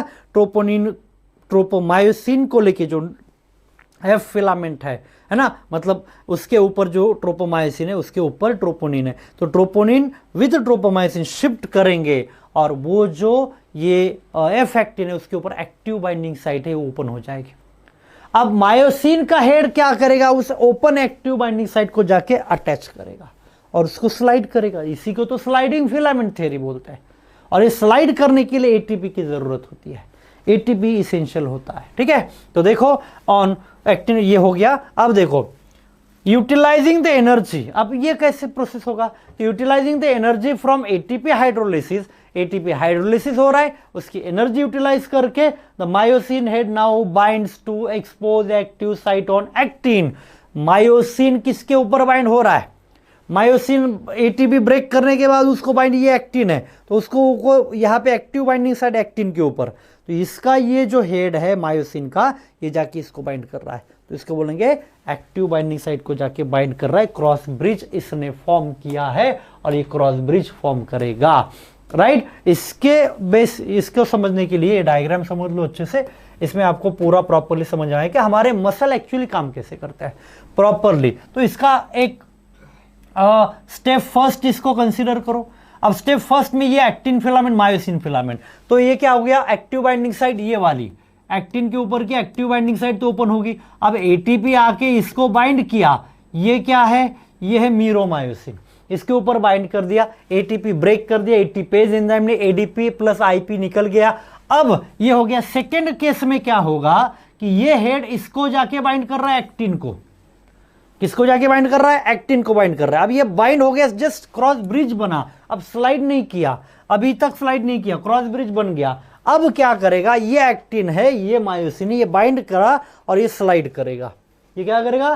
स्लाइड करेगा। तो मतलब इसने क्या किया? स्लाइड किया। तो ये एक्टिन को स्लाइड करने के बाद स्लाइडिंग रोटेशन, जिसके वजह से मसल क्या होगी? कॉन्ट्रैक्ट होगी। समझ लो अच्छे से। अगर ऐसे पुल किया गया इनवर्ट तो जेड लाइन क्या होगी? एक्टिन को ऐसे अगर मायोसिन बीच में खींचेगा और इधर से खींचेगा तो बीच का एच जोन डिसअपीयर हो जाएगा और ये जेड लाइन क्लोज आ जाएंगे। जेड लाइन क्लोज आने के बाद क्या होगा? फिर यहाँ पे कॉन्ट्रैक्शन होगा। अब पॉइंट ये है कि ये जो कॉन्ट्रैक्शन हो रहा है इसको ब्रेक करना है। अगर ये इसको अटैच है और ये अटैच करना है तो नया एटीपी जब तक बाइंड होगा नहीं तब तक ब्रेक नहीं होगा। जब तक ये बाइंड नहीं करेगा, न्यू एटीपी नहीं आएगा, तब तक ब्रेक नहीं होगा। अब आप समझ लो डेथ हो गई, किसी पर्सन की डेथ हो गई, तो अगर कोई पर्सन डेथ हो गई और उसकी बॉडी अगर ऐसी है तो ऐसी ही रहेगी। क्यों? अगर हाथ ऐसा है तो ऐसा ही रहेगा। वो क्यों? क्योंकि इसका रीजन ये है, ये एक्टिन ये जो है इसको मायोसिन बाइंड हो गया, तो इसको ब्रेक करने के लिए एटीपी चाहिए, और जिसकी डेथ हो गई उसको एटीपी नहीं मिलेगा। कहां से मिलेगा? अब एटीपी बाइंड नहीं हो गया तो ऐसे ही रहा, चिपक गया। तो ये जो अब यहां पे देखो, ये जो breaking of cross bridge break करेगा, मतलब यहां पे क्या चाहिए? एटीपी। अगर नया एटीपी बाइंड हो गया तो ये ब्रेक करेगा, फिर अटैच करेगा, फिर कॉन्ट्रैक्शन, फिर एटीपी बाइंड, फिर break, attach, slide, attach, slide. तो ये क्या चाहिए? एटीपी। और जिसकी डेथ हो गई है वो अगर ये अटैच है तो ये ब्रेक नहीं होगा, और ये ब्रेक नहीं होगा तो वो जिस पोजीशन में बैठा है या जिस पोजीशन में है, हाथ अगर ऐसा है तो ऐसा ही रहेगा, क्योंकि ये इसको अटैच है। ठीक है? तो नया एटीपी जब तक नहीं आएगा तब तक ये प्रोसेस नहीं होगी। तो इसको बोलेंगे स्लाइडिंग फिलामेंट थ्योरी, है ना? तो ये आ गया, और जिससे यहां पे इसको बारे में थ्योरेटिकल मेंशन किया गया है। तो वो देखो क्या है, this pulls the attach actin filament toward the centre of A band. मतलब जेड लाइन अगर ट्विस्ट पुल किया गया तो सेंटर ए बैंड की तरफ आ जाएगा। Z line attach to this actin are also pull inward, thereby causing shortening of sarcomere, that is contraction. Contraction होगा। ये लाइन इंपॉर्टेंट है एनसीईआरटी की, कॉन्ट्रैक्शन करने के लिए। तो shortening, it is clear from the above steps during shortening of muscle, मतलब contraction के टाइम पीरियड में the I band get reduce. MCQ है ये आपका, ये बहुत सारे क्वेश्चंस मिलेंगे इसके ऊपर। आई band get reduce, I band छोटा होता है लेकिन एम मायोसिन जो होता है, देखो ए बैंड जो होता है वो चेंज नहीं करेगा। तो आई band get reduce whereas A band retain the length। ये लाइन बहुत जरूरी है। आई बैंड रिड्यूस हो जाएगा क्योंकि जेड लाइन इधर आ रही है, और आई बैंड को बाइसेक्ट कौन कर रहा है? Z line. ये दोनों पास आ रहा है, मतलब जेड लाइन, तो एच जोन गायब हो जाएगा, डिसअपीयर हो जाएगा। लेकिन यहां पे ए बैंड वैसे ही रहेगा, आई बैंड रिड्यूस हो जाएगा। ये इंपॉर्टेंट है, ठीक है? And the myosin release the ADP and P1 phosphate goes back to its relaxed state, a new ATP bind and cross bridge is broken, the ATP is again hydrolyzed by the myosin head and the cycle of cross bridge formation continue होती जाएगी। अब इस diagram को भी देख लो एक बार, चलो, है ना? तो समझ में आएगा। अब इसके यहाँ पे बोला है उन्होंने क्या कि एक जेड लाइन है, दो सार्कोमेयर है। अब ये दो सार्कोमेयर है, ये दो सार्कोमेयर में एच जोन देखो, ये बीच वाला आई बैंड है, ये ए बैंड आला, ये बीच में आई बैंड, ये ए बैंड, आई बैंड, ये एच जोन। ठीक है? अब क्या हो गया? कॉन्ट्रैक्शन हो गया। अब कॉन्ट्रैक्शन के बाद ना आप देखो जेड लाइन इधर थी ना, अब इधर आ गई कॉन्ट्रैक्टिंग स्टेट में। जेड लाइन कहाँ पे थी? उस साइड में, इस साइड में। अब ये पास आ गई ना, तो देखो ये वाला, और मैक्सिमम कॉन्ट्रैक्शन में आपको दिखेगा कि यहाँ पे जो एच जोन है वो गायब हो गया, क्योंकि इधर एक्टिन, ये एक्टिन ही इधर आ गए। तो एच जोन जो गैप था दोनों के बीच में, ये गैप नहीं रहा, ये अटैच हो गया। तो मतलब एच जोन डिसअपीयर हो रहा है। कौन? एच जोन डिसअपीयर हो रहा है इधर से। तो 2 सार्कोमेयर यहाँ पे बताए गए, डिसअपीयर हो गया। तो ये डायग्राम प्रॉपरली समझ लो अच्छे से, ठीक है? राइट। अब ये स्लाइडिंग फिलामेंट थ्योरी अगर हम देख रहे हैं तो उसमें आपको ये सभी चीजें मेंशन होगी, प्रॉपरली समझ में आएगा, ठीक? हाँ देखो, and breakage is repeated causing further sliding, the process continues till, ये प्रोसेस कब तक चलती रहेगी? Till the calcium ion are pump back to the sarcoplasmic cisternae, जब तक सार्कोप्लाज्मिक सिस्टर्नी या सार्कोप्लाज्मिक रेटिकुलम तक कैल्शियम रिटर्न नहीं जाते तब तक ये प्रोसेस चलती रहेगी। And masking of acting binding side, जब कैल्शियम निकल के गए तो कैल्शियम अगर ट्रोपोनिन से निकल गया तो एक्टिव बाइंडिंग साइड फिर से, मतलब एक्टिव बाइंडिंग साइड जो है उसको फिर से कौन कवर करेगा? ट्रोपोनिन कवर करेगा, मास्क कर देगा। And this causes the return of Z line back to the original position. अगर ये जेड लाइन ऐसे कॉन्ट्रैक्ट मतलब जेड लाइन पास आ गए थे, एक्टिन ऐसे आ गए, अगर ये क्या हो गया फिर कैल्शियम चले गए तो एक्टिव बाइंडिंग साइड क्लोज हो गया, तो फिर से जेड जो लाइन थी, जेड लाइन जो पास आ गई थी वो रिटर्न नॉर्मल पोजीशन पे जाएगी, पहले जैसे जाएगी उसको हम बोलेंगे रिलैक्सेशन। तो the reaction time of the fibre can very in different muscle, अलग अलग मसल में अलग अलग रिएक्शन टाइम वेरी होता है, अलग अलग आ जाएगा। आगे, repeated activation of muscle can lead to accumulation of lactic, ये क्वेश्चन बनेगा यहाँ पे। बहुत बार अगर आपने क्या करा, आप चल रहे हो बहुत दूर तक चल रहे हो तो आपके पैर में ना क्रैम्प्स आ जाएंगे। अब ये क्यों होता है? या इन जनरली बहुत बार मसल को रिपीटेड चलते गए तो ये अनएरोबिक प्रोसेस हो गया और लैक्टिक एसिड जनरेट होगा। अब देखो तो repeated activation of muscle can lead to accumulation of lactic acid due to कौन सी प्रोसेस हो रही है? अनएरोबिक ब्रेकडाउन ऑफ ग्लाइकोजन, क्योंकि एनर्जी नहीं मिल रही, ऑक्सीजन नहीं प्रॉपर मिल रहा है, तो स्टोरेज फॉर्म ऑफ जो ग्लाइकोजन था ग्लूकोज का, उसको ब्रेक डाउन कर दिया अनएरोबिक प्रोसेस से, और ये एनर्जी यूज करने का ट्राई किया, लेकिन उसी प्रोसेस में लैक्टिक एसिड बन गया और जिससे कॉज हो गया फैटिक, थकान महसूस होगी यहाँ पे। तो मसल कंटेन रेड कलर। अब ये 2 पॉइंट बहुत important, red fibre and white fibre. हमारे मसल में ना, हमारी मसल जनरली दिखने में कैसे दिखते हैं? रेड फाइबर दिखते। तो रेड फाइबर, व्हाइट फाइबर, ऐसे 2 टाइप के फाइबर इसमें आ जाएंगे। तो muscle contain red colour oxygen storing pigment called myoglobin. क्या बोलेंगे इसको? मायोग्लोबिन। ऑक्सीजन, जैसे हीमोग्लोबिन होता है ना आरबीसी के अंदर, वैसे ही मायोग्लोबिन मसल के अंदर होता है। Myoglobin content is high in some of the muscle के अंदर मायोग्लोबिन अगर ज्यादा है तो which gives reddish appearance. Myoglobin ज्यादा है तो मसल रेड कलर दिखेगी, मायोग्लोबिन नहीं है व्हाइट कलर दिखेगी। तो ये इंपॉर्टेंट है, उसको इसके ऊपर प्रॉपरली फोकस करो, ये लाइन इंपॉर्टेंट है, इसीलिए इसको हमने रेड फाइबर बोला है। आगे उन्होंने मेंशन किया है कि this muscle also contain plenty of mitochondria which can ये आपको असर्शन रीजन में क्वेश्चन मिलेगा, या आपने इसके पहले भी क्वेश्चन ऐसे पढ़े होंगे या ऑब्जर्व किए होंगे। कौन सा? कि ये जो मसल होते हैं plenty of mitochondria which can utilise the large amount of oxygen store in them for ATP production. Red muscle fibre में माइटोकॉन्ड्रिया बहुत अमाउंट में होती है, और बहुत अमाउंट में क्यों होती है? क्योंकि लार्ज अमाउंट ऑफ ऑक्सीजन जो स्टोरेज है उसको यूज करके एटीपी बनाएंगे। These muscles therefore can also be called aerobic muscle, और ये ऑक्सीजन यूज कर रहे थे एरोबिक मसल, हम इसको बोलेंगे एरोबिक मसल बोलेंगे, ठीक है। आगे, लेकिन उसी हिसाब से ऐसे कुछ मसल होते हैं जिनमें माइटोकॉन्ड्रिया कम है, जिनमें मायोग्लोबिन कम है, उसको रेडिश अपीयरेंस नहीं आ गया तो व्हाइटिश अपीयरेंस है, उसको व्हाइट फाइबर बोलेंगे, लेकिन वो अनएरोबिक प्रोसेस करेगी, ये बहुत जरूरी है। रेड फाइबर है, मायोग्लोबिन है, एरोबिक प्रोसेस कर रहा है, रेड कलर आ गया, ये याद रखना है, क्लियर। और एरोबिक प्रोसेस कर रहा है, इसके अपोजिट याद रखना है। Some of the muscle possess very less quantity of myoglobin, कुछ ऐसे मसल जिनमें मायोग्लोबिन कम है, तो क्या होगा? Mitochondria also few in them, जिसमें माइटोकॉन्ड्रिया कम है, but the amount of sarcoplasmic reticulum is high. White fibre के बारे में डिस्कस कर रहा है, माइटोकॉन्ड्रिया कम है, मायोग्लोबिन कम है, तो उसमें सार्कोप्लाज्मिक रेटिकुलम हाई है, they depend on anaerobic process for energy. ये अनएरोबिक मसल है, ये व्हाइट मसल है, इनमें ऑक्सीजन मतलब विदाउट ऑक्सीजन ये काम करेंगे, ये प्रॉपरली अगर हम यहाँ पे देखेंगे तो depend on anaerobic process for energy, ठीक है। तो यहां तक ये इंपॉर्टेंट है। अब आगे स्केलेटल सिस्टम, नेक्स्ट पॉइंट है स्केलेटल सिस्टम। तो skeletal system consist of framework of bone and few cartilage, ये लाइन याद रखना है। This system has significant role in movement shown by the body. Imagine chewing of food without jaw bone, अगर imagine करेंगे तो कैसे होगा? Walking around without the limb bone, है ना। ये मतलब क्या बोल सकते हैं कि हम नहीं कर सकते हैं। Bones and cartilage are specialise connective, ये लाइन बहुत इंपॉर्टेंट, ये लाइन जरूरी है।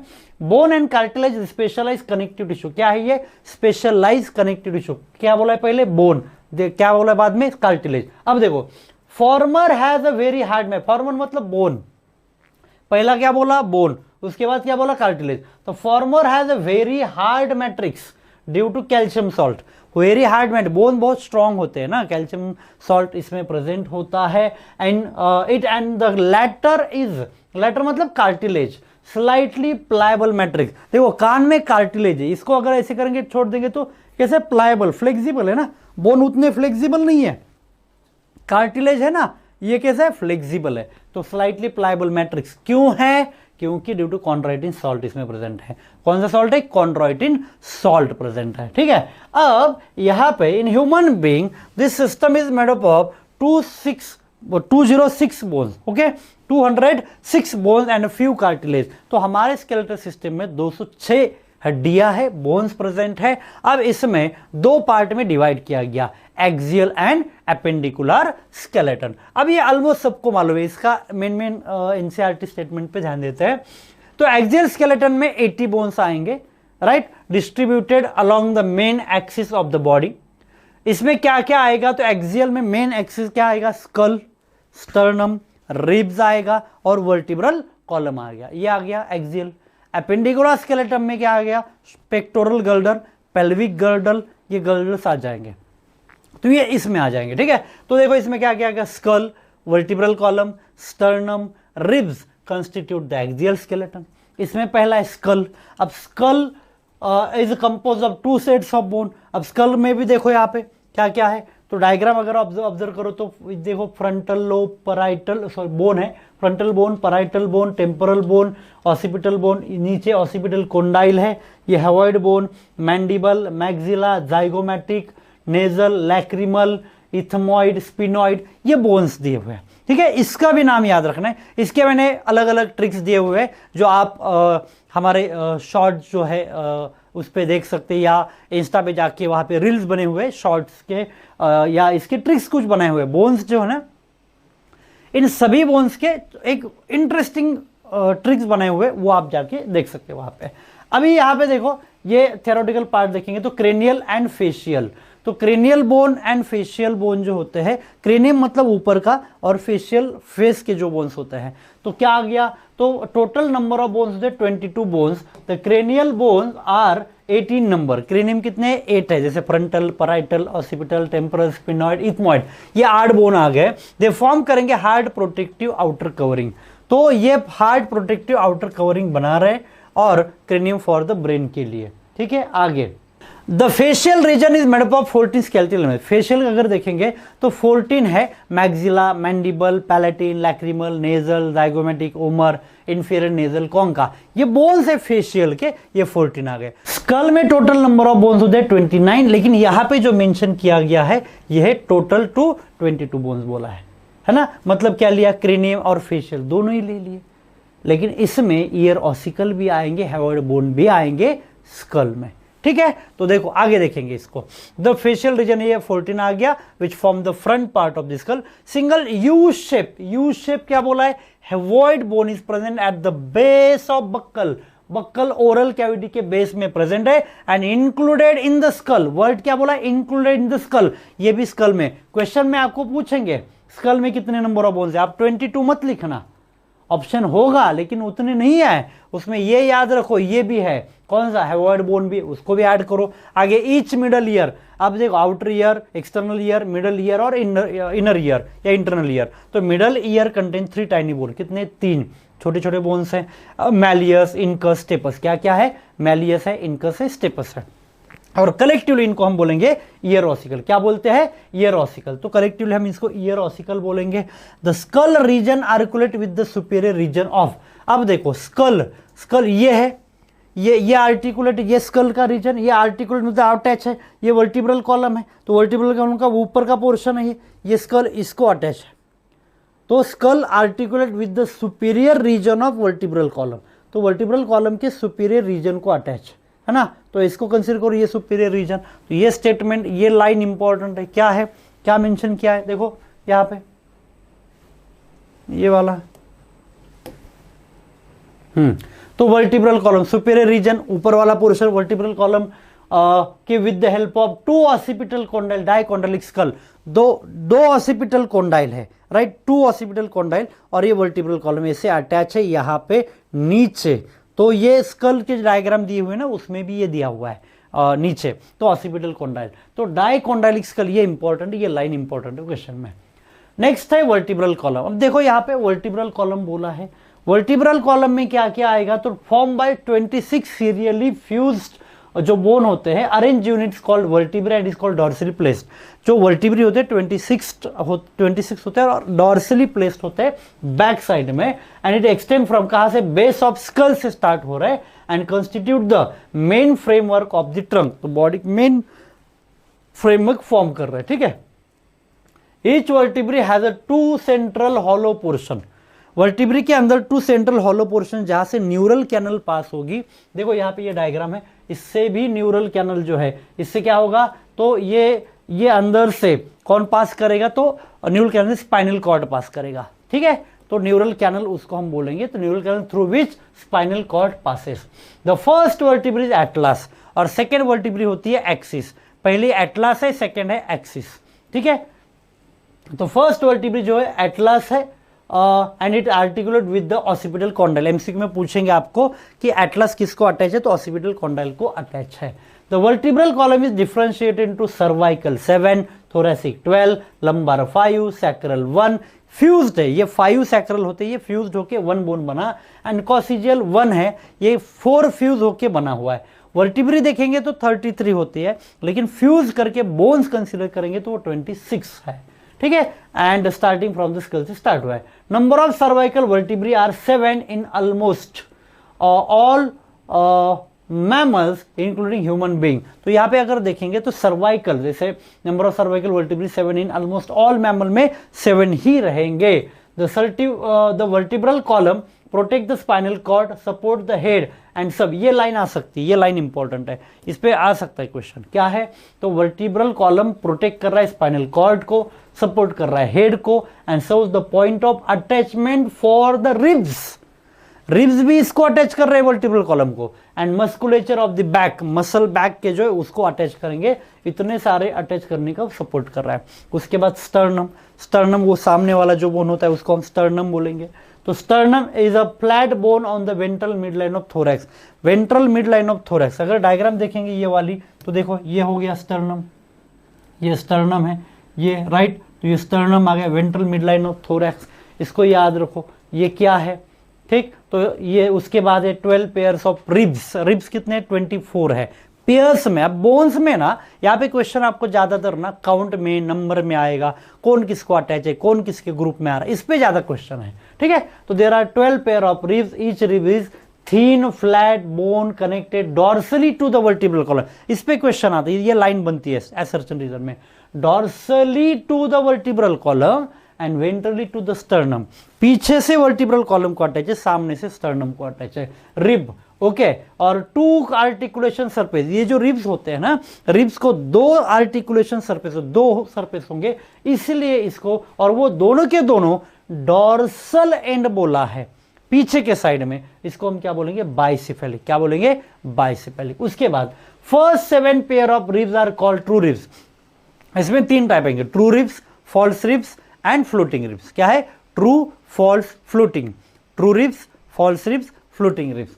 तो true ribs, false ribs, floating ribs में इसमें याद रखना है आपको क्या, तो फर्स्ट यहां पे फर्स्ट 7 आएगा, फर्स्ट टू 7 पेयर तक ये ट्रू रिब्स है। क्यों, क्योंकि 7 pair of ribs are called true ribs, dorsally they are attached to the thoracic vertebrae and ventrally connected to the sternum with the help of hyaline cartilage. मतलब first 7 pair जो होते हैं dorsally vertebral column को attach है, ventrally the sternum को directly attach है। ये diagram देखो, अब ये डायग्राम में समझ में आएगा आपको ये वाला प्रॉपरली। तो फर्स्ट 7 तो ट्रू रिब्स डायरेक्टली इसको अटैच है। फॉल्स किसको बोला है, 8, 9, 10 को बोला है, ये किसको अटैच है यहाँ पे, और 11, 12 डॉर्सली अटैच है, वेंट्रली अटैच नहीं है। 11, 12 जो है पेयर, ये डॉर्सली अटैच है, वेंट्रली नहीं है, इसीलिए फ्लोटिंग बोला है। True ribs, false ribs, floating ribs, ये याद रखना है। ये वर्टिब्रल कॉलम वगैरह बीच में रिब्स और ये स्टर्नम वाला ये वाला पोर्शन आ गया, तो ये याद रखना है। और इसको कैसे याद रखना है, true ribs first primary education 1st to 7th standard तक, हाई स्कूल एजुकेशन 8, 9, 10 और कॉलेज 11, 12। तो ऐसे याद रखो, ट्रू एजुकेशन, फॉल्स एजुकेशन और फ्लोटिंग एजुकेशन। तो फ्लोटिंग तो नहीं होता है, लेकिन true, false, floating 1st to 7th, 8, 9, 10, 11, 12 इस पे क्वेश्चन बनता है, आपको इस पे क्वेश्चन पूछेंगे। ठीक है, आगे उसके बाद 8, 9, 10 pair of ribs do not articulate directly with the sternum, से अटैच नहीं होते हैं, बट जॉइन 7th रिब, मतलब 8, 9, 10 पेयर जो है ना वो 7th को अटैच कर रहा है, एंड इसीलिए उसको बोलेंगे हम ये क्या, ये 7th किसको अटैच कर रहा है, with the help of hyaline cartilage, और उसी को हम बोलेंगे वर्टिब्रोकॉन्ड्रल रिब्स। वर्टिब्रोकॉन्ड्रल वर्ड इंपॉर्टेंट है, उसको बोलेंगे फॉल्स रिब्स। और यही लास्ट 2 पेयर्स जो होते हैं 11th 12th पे, ये डॉर्सली तो अटैच है, वेंट्रली अटैच नहीं होते हैं। तो 11th and 12th pair of ribs are connected ventrally, are not connected बोला, याद रखो क्या है, last 2 pairs 11th 12th pair of जो रिब्स होते हैं आर नॉट कनेक्टेड वेंट्रली, ये डॉर्सली कनेक्ट होते हैं, ठीक है। एंड इसीलिए इसको फ्लोटिंग बोला है, पीछे से कनेक्ट है, सामने से कनेक्ट नहीं है, तो इसीलिए इसको फ्लोटिंग रिब्स बोलते हैं, ये याद रखो, ठीक है। एंड ये लास्ट वाला पॉइंट इंपॉर्टेंट है, थोरेसिक वर्टिब्री, थोरेसिक वर्टिब्री लो, रिब्स ले लो एंड स्टर्नम। तो थोरेसिक वर्टिब्री, ये रिब्स एंड सामने से स्टर्नम, ये तीनों को मिला के हम क्या बोलेंगे, रिब केज, क्या बोलेंगे, रिब केज, ठीक है। उसके बाद है, अब ये हो गया एक्सियल स्केलेटन, उसके बाद है एपेंडिकुलर, ठीक। तो bones of the limbs along with their girdle constitute क्या बोलेंगे, एपेंडिकुलर स्केलेटन। बोन्स उसके गर्डल के साथ कंस्टिट्यूट करेंगे तो एपेंडिकुलर स्केलेटन। अब इस एपेंडिकुलर में क्या क्या आएगा, तो देखो each limb is made up of 30 bone, मतलब हाथ या ये हाथ लो 30 बोन्स है, पैर में भी 30 है, तो यहाँ पे अगर और गर्डल्स तो 6, तो यहाँ पे 126 बोन आएंगे एपेंडिकुलर में। एक्सियल में 80 बोन्स है तो एपेंडिकुलर में 126 आएंगे, ठीक है। चलो देखो इसमें क्या क्या बोला है, तो ये जो बोन्स होते हैं ना, इसमें देखो ये वाला लेबलिंग, तो ये है ह्यूमरस, उसके बाद ये रेडियस, अंगूठे के साइड का रेडियस, देन अल्ना है, तो उसके बाद कार्पल्स है, मेटाकार्पल्स है, फैलेंजेस है। इसका नंबर तो आपको याद होगा ना कि ह्यूमरस 1, ये 1 1 2, कार्पल्स होते हैं 5 8 होते, सॉरी ये 8 होते हैं, मेटाकार्पल्स 5 होते हैं, फैलेंजेस 14 होता है, ठीक है। तो ये हो गए टोटल नंबर ऑफ कितने बोन्स, 30 बोन्स, ठीक। तो यहाँ पे देखो मेंशन किया गया ह्यूमरस, उसके बाद क्या है रेडियस, अल्ना, कार्पल मतलब रिस्ट बोन, याद रख, नंबर याद रखना है इसमें, 18 नंबर, मेटाकार्पल्स पाम बोन 5 इन नंबर, फैलेंजेस डिजिट 14 इन नंबर, फीमर थाई बोन है, ठीक है। लॉन्गेस्ट बोन सब बोल सकते, पैर का आप देखेंगे तो लॉन्गेस्ट बोन फीमर है, टिबिया एंड फिबुला, टार्सल को हम एंकल बोन बोलेंगे, वो 7 होगा, जैसे कार्पल 8 था, टार्सल 7 ही है, नंबर याद रखना है, मेटाटार्सल 5 है, इन नंबर फैलेंजेस 14, ये तो इक्वल आएगा। एंड यहाँ पे और एक इंपॉर्टेंट है क्योंकि ये 29 हो गए, एक बचा जिसको हम क्या बोलेंगे, कप शेप बोन जो होता है पैटेला, जो कवर करेगा नी, वेंट्रली नी क्या बोलेंगे, तो ये वेंट्रली कवर कर रहा है, इस पे डॉर्सली क्वेश्चन आता है, स्टेटमेंट में आएगा तो ट्विस्ट करके आएगा, तो डॉर्सली पूछेंगे, ठीक।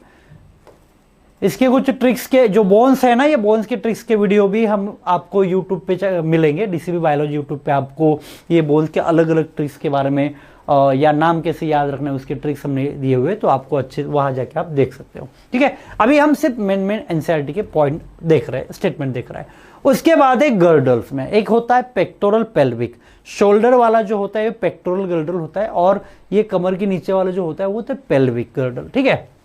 ये दोनों भी देखेंगे तो articulation of upper and lower limbs of respectively, तो pectoral girdle upper limbs attach करेंगे, पेल्विक गर्डल लोअर लिम्स पैर अटैच करेंगे। Each half of pectoral girdle constitute of clavicle and scapula, clavicle मतलब ये वाला कॉलर बोन बोलते हैं, और स्कैपुला मतलब पीछे वाला जो ट्रायंगुलर बोन होता है उसको बोलेंगे स्कैपुला, ठीक है। तो क्लेविकल एंड स्कैपुला, तो स्कैपुला और क्लेविकल का यहाँ पे डायग्रामेटिक अगर हम देखेंगे तो आपको यहाँ पे समझ में आ गया, ये जो पीछे का जो होता है ना ये होता है स्कैपुला, और ये जो होता है ये इसको बोलेंगे क्लेविकल। तो ये आपको यहाँ पे भी क्वेश्चन आता है, ये जो होता है ऐसा, ये इसको क्या बोला है, क्लेविकल, कॉलर बोन, और ये पीछे के साइड में जो ट्रायंगुलर है ना ऐसा, इसको हमने क्या बोला है, स्कैपुला। और यही स्कैपुला का ये इलेवेशन, ये स्पाइन आगे आके इधर अटैच कर रहा है, ये वाला पोर्शन, अब ये अटैच कर रहा है इधर, तो इसको हम बोलते हैं एक्रोमियन प्रोसेस, क्या बोलेंगे, एक्रोमियन प्रोसेस। अब ये आएगा थ्योरी में, और एक्रोमियन प्रोसेस ये आ गया। उसके बाद नीचे यहाँ पे कैविटी बनेगी, उस कैविटी में ह्यूमरस का हेड अटैच करेगा, उसको हम क्या बोलते हैं, ग्लेनॉइड कैविटी, क्या बोलेंगे, ग्लेनॉइड कैविटी। तो ये ग्लेनॉइड कैविटी आ गया, ठीक है। अब देखो ये वाला थ्योरेटिकल में क्या बोला है, तो scapula is a large triangular bone, scapula is a large triangular flat bone situated in the dorsal part of the thorax between, ये MCQ है इसका, second and the seventh rib. Location बोलो, सेकेंड नंबर का rib two seventh number का, मतलब ribs, true ribs कौन से होते हैं, फर्स्ट टू सेवेंथ पेयर। तो इसका लोकेशन याद रखो, सेकेंड रिब से सेवेंथ रिब तक, ये लोकेशन याद रखो। And dorsal flat triangular body scapula has a slightly elevated ridge. Dorsal flat जो ट्रायंगुलर बॉडी है उसका स्लाइटली एलिवेटेड रिज होता है, उसको बोलेंगे spine, which project as a flat expanded process, उसको बोलते हैं एक्रोमियन। और यही एक्रोमियन प्रोसेस से नीचे एक्रोमियन को कौन अटैच हुआ, क्लेविकल। कौन अटैच हुआ, क्लेविकल, कॉलर बोन अटैच हुआ। तो क्लेविकल आर्टिकुलेट विद दिस। तो बिलो द एक्रोमियन इज एक डिप्रेशन बनेगा, डिप्रेशन कॉल्ड ग्लेनोइड कैविटी। याद रखो, ग्लेनोइड कैविटी पे क्वेश्चन आता है। ग्लेनोइड कैविटी और glenoid cavity which articulate with the head of humerus. तो यहाँ पे ये हेड ऑफ ह्यूमरस जो है ना, ये उसको क्या कर रहा है, ये head of humerus glenoid cavity इसको जाके प्रॉपरली बाइंड कर रहा है, ball and socket joint form करेगा। And which articulate with the head of humerus to form the shoulder joint. और कौन सा, शोल्डर जॉइंट, ये बनेगा बॉल एंड सॉकेट वाला, ये यहाँ पे ऐसा है। ईच क्लेविकल, क्लेविकल का एक लाइन इंपॉर्टेंट है, इस पे क्वेश्चन बन सकता है। Each clavicle is a long cylinder bone with to curvature. कितने कर्व आ रहे हैं, दो। तो दो कर्व बनाएगा कौन, क्लेविकल, जो यहाँ पे कॉलर बोन है। और दिस बोन को हम कॉमनली कॉल बोलते हैं, क्या बोलेंगे, कॉलर बोन। क्या बोलेंगे, कॉलर बोन। अब उसके बाद दो है, एक बोला है कि उसके बाद ये पेक्टोरल हो गया, उसके बाद है पेल्विक गर्डल। अब पेल्विक गर्डल का यहाँ पे डायग्राम देखो, ये देखो, ये वाला इलियम, ये कॉक्सल बोन है, ये इसको कॉक्सल बोन बोलेंगे। पेल्विक गर्डल में एक राइट और लेफ्ट, ये दो कॉक्सल बोन होते हैं। ओके, अब ये जो कॉक्सल बोन होते हैं, तो कॉक्सल बोन में एक और दो, इसमें ये कॉक्सल बोन भी बना हुआ है इलियम, प्यूबिस, इस्चियम, ये तीन छोटे छोटे बोन से बना हुआ है। और ये ये सैक्रम का आगे उसको अटैच होता है। तो ये यहाँ पे बन गया पेल्विक गर्डल। पेल्विक गर्डल में क्या बोला है, pelvic girdle consist of two coxal bone. कितने कॉक्सल बोन, दो कॉक्सल बोन बनेंगे। Each coxal bone is form by fusion of three bone. एक कॉक्सल बोन मतलब दो कॉक्सल बोन है, राइट एंड लेफ्ट, ये अटैच होकर पेल्विक गर्डल बना। लेकिन एक कॉक्सल बोन किससे बना है, तो एक कॉक्सल बोन बना ilium, ischium, pubis. Ilium, ischium, pubis से बना। और at the point of fusion of the above bones, ये तीनों बोन इलियम, इस्चियम, प्यूबिस, तीनों जहां पे अटैच करते हैं, उस अटैच पोर्शन में क्या होता है, एक कैविटी बनेगी, उसको बोला है एसिटेबुलम। और एसिटेबुलम एक ऐसी कैविटी है जिसमें हमारा जो फीमर होता है ना, पैर का जो बोन होती है, हड्डी, वो जाके उसमें अटैच करती है। तो उसको यहाँ पे again ball and socket joint बनेगा। लेकिन एसिटेबुलम में फीमर का हेड जो है ये आर्टिकुलेट करेगा। तो two halves of pelvic girdle meet vent, ये होगा, देखो पहले, हाँ ये समझ लो, at the point of fusion of the above bones the cavity called acetabulum to which the thigh bones articulate. Thigh bone, right, femur articulate कर रहा है। और two halves of pelvic girdle मतलब एक और एक। तो अगला पॉइंट है joints. Joints are essential for all types of movements involving the bony parts of the body. तो मूवमेंट के लिए बहुत जरूरी होते हैं। जॉइंट्स के बारे में डिस्कस करने वाले ये वाले पॉइंट पे। तो locomotory movement are no exception to this. तो जॉइंट्स अब क्या है इसके बारे में डिस्कस करेंगे। बहुत इंपॉर्टेंट पॉइंट है, इसके ऊपर क्वेश्चन आता है और ये एसेंशियल है। ये स्टेटमेंट बहुत ध्यान से याद रखो, यहाँ पे पॉइंट, ये इसकी जो टाइप्स आएंगे और इसके ऊपर ट्विस्ट करके क्वेश्चन आने के चांसेस है। ठीक है, तो joints are points of contact between bone. Joints किसको बोलेंगे, जहां पे बोन्स का कांटेक्ट होता है। दूसरा, और between bones and cartilage, bone और बोन दोनों का कांटेक्ट, या तो बोन एंड कार्टिलेज का कांटेक्ट, उसको हम क्या बोलेंगे, जॉइंट्स बोलेंगे। ठीक है, तो force generated by muscle is used to carry out movement through joint. Muscle ने जो फोर्स डेवलप किया गया, उस फोर्स को यूज करके क्या होगी, ये मूवमेंट होगी। तो ये मूवमेंट क्यों होगी, किसकी वजह से होगी, जॉइंट्स की वजह से। मसल ने फोर्स तो अप्लाई किया है, लेकिन तो मूवमेंट भी तो होनी चाहिए। तो यहां पे कौन रिस्पॉन्सिबल है, जॉइंट रिस्पॉन्सिबल है। ठीक है, where the joint act as a fulcrum. Fulcrum जो एक्ट एज अ फलक्रम बोलते, जैसे सीसॉ आपने देखा होगा, तो जो सीसॉ होता है ना, ये ऐसा ऐसा, तो इसमें ये क्या हुआ, ये फलक्रम हुआ। तो ये मेन वाला, वैसे ही यहाँ पे अगर मूवमेंट कर रहे हैं तो एल्बो वाला ये जो है, ये एक्ट एज अ फलक्रम, जिससे मूवमेंट में हेल्प होगी। ठीक है। आगे the movability at this joint very depending on different factor, अलग अलग फैक्टर के ऊपर डिपेंड होती है। Joints have been classified 3 major structures और form, namely fibrous joint, cartilaginous joint, synovial joint. याद रखना है ये तीनों बहुत इंपॉर्टेंट है।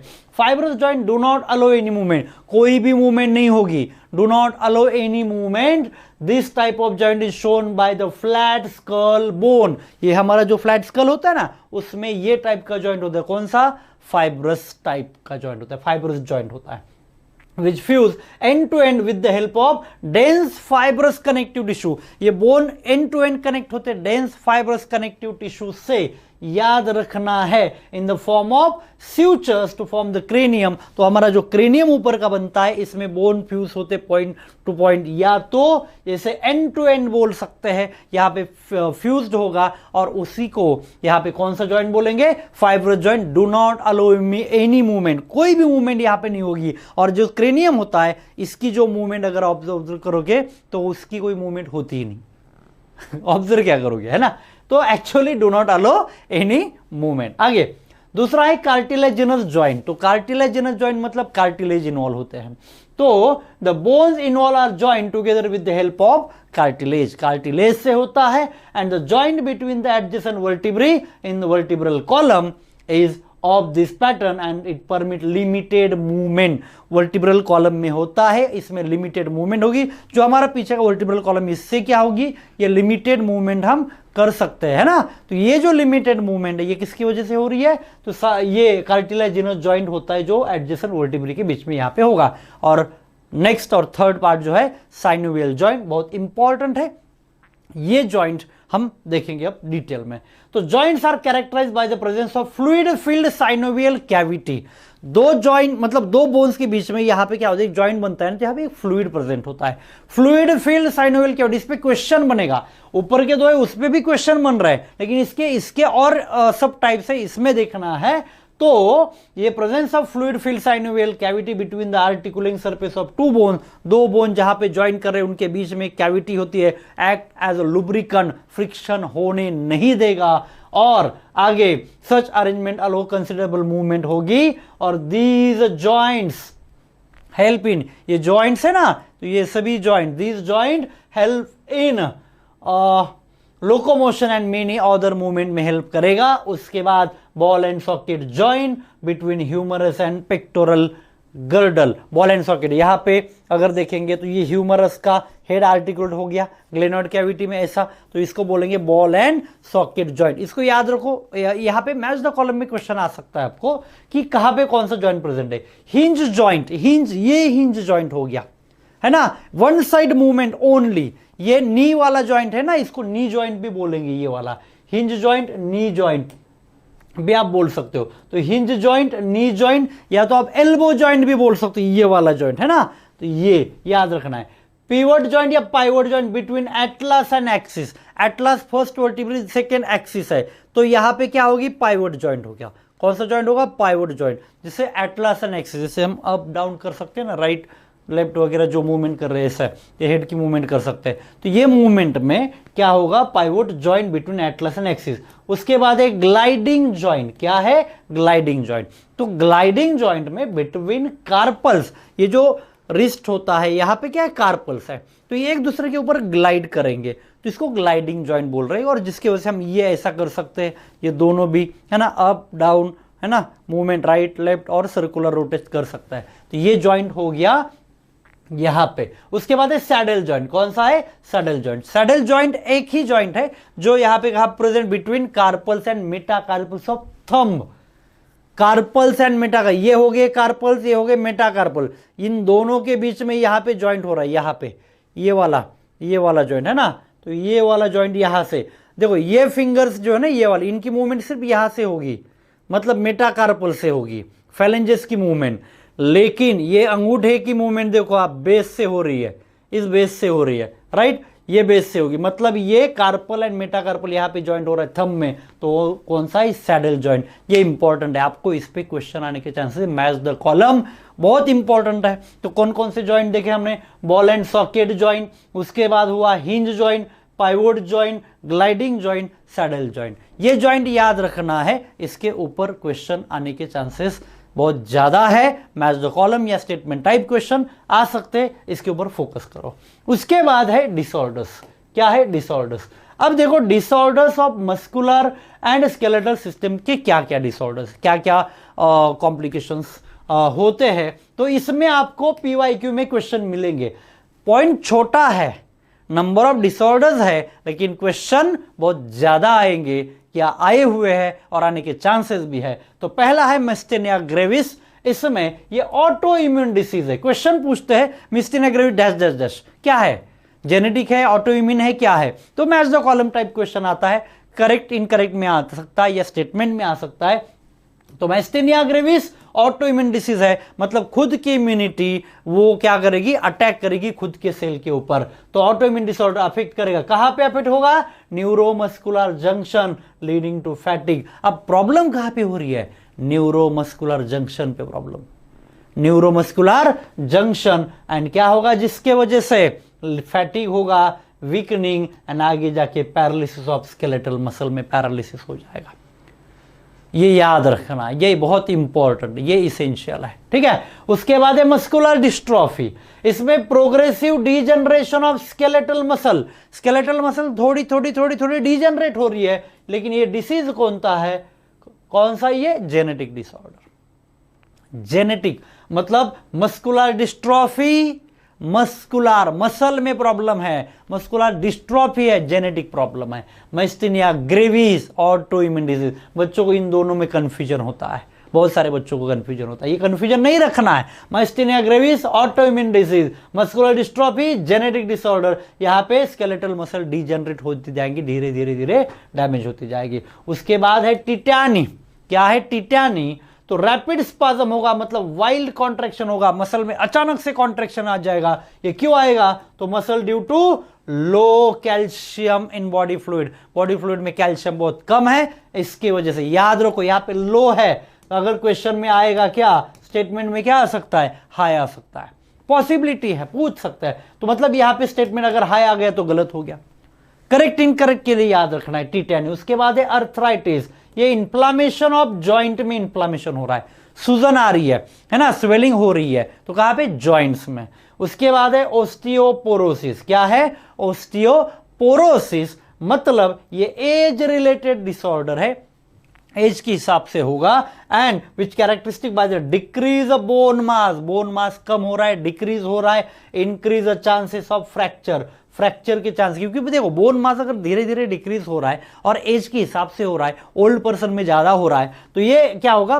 बोन्स क्या हो रहा है? फ्रैक्चर होने के चांसेस बहुत ज्यादा है। एंड डिक्रीज लेवल ऑफ, ये क्वेश्चन आता है आपको अलग अलग क्वेश्चन में ये मिलेगा। तो decrease level of estrogen is a common cause. Estrogen की कमी यहां पे आ गई तो बोन्स धीरे धीरे कमजोर हो जाएगा और फ्रैक्चर होने के चांसेस बहुत ज्यादा है। एंड लास्ट है गाउट। अब बच्चे इस पे ध्यान नहीं देते, ये गाउट क्या है, राइट, रिलेटेड, तो इसके ऊपर ध्यान देना है, इसको समझना है। तो क्या है? इन्फ्लामेशन ऑफ जॉइंट, जॉइंट में सूजन आएगी, इन्फ्लामेशन होगा due to the accumulation of uric acid. कौन एक्युमुलेट हो रहा है? यूरिक एसिड के क्रिस्टल एक्युमुलेट होने के वजह से जॉइंट में स्वेलिंग आ जाएगी। तो inflammation of joint due to accumulation of uric acid crystal, इसके वजह से यहां पे स्वेलिंग आ रही है, तो उसको बोलेंगे gout.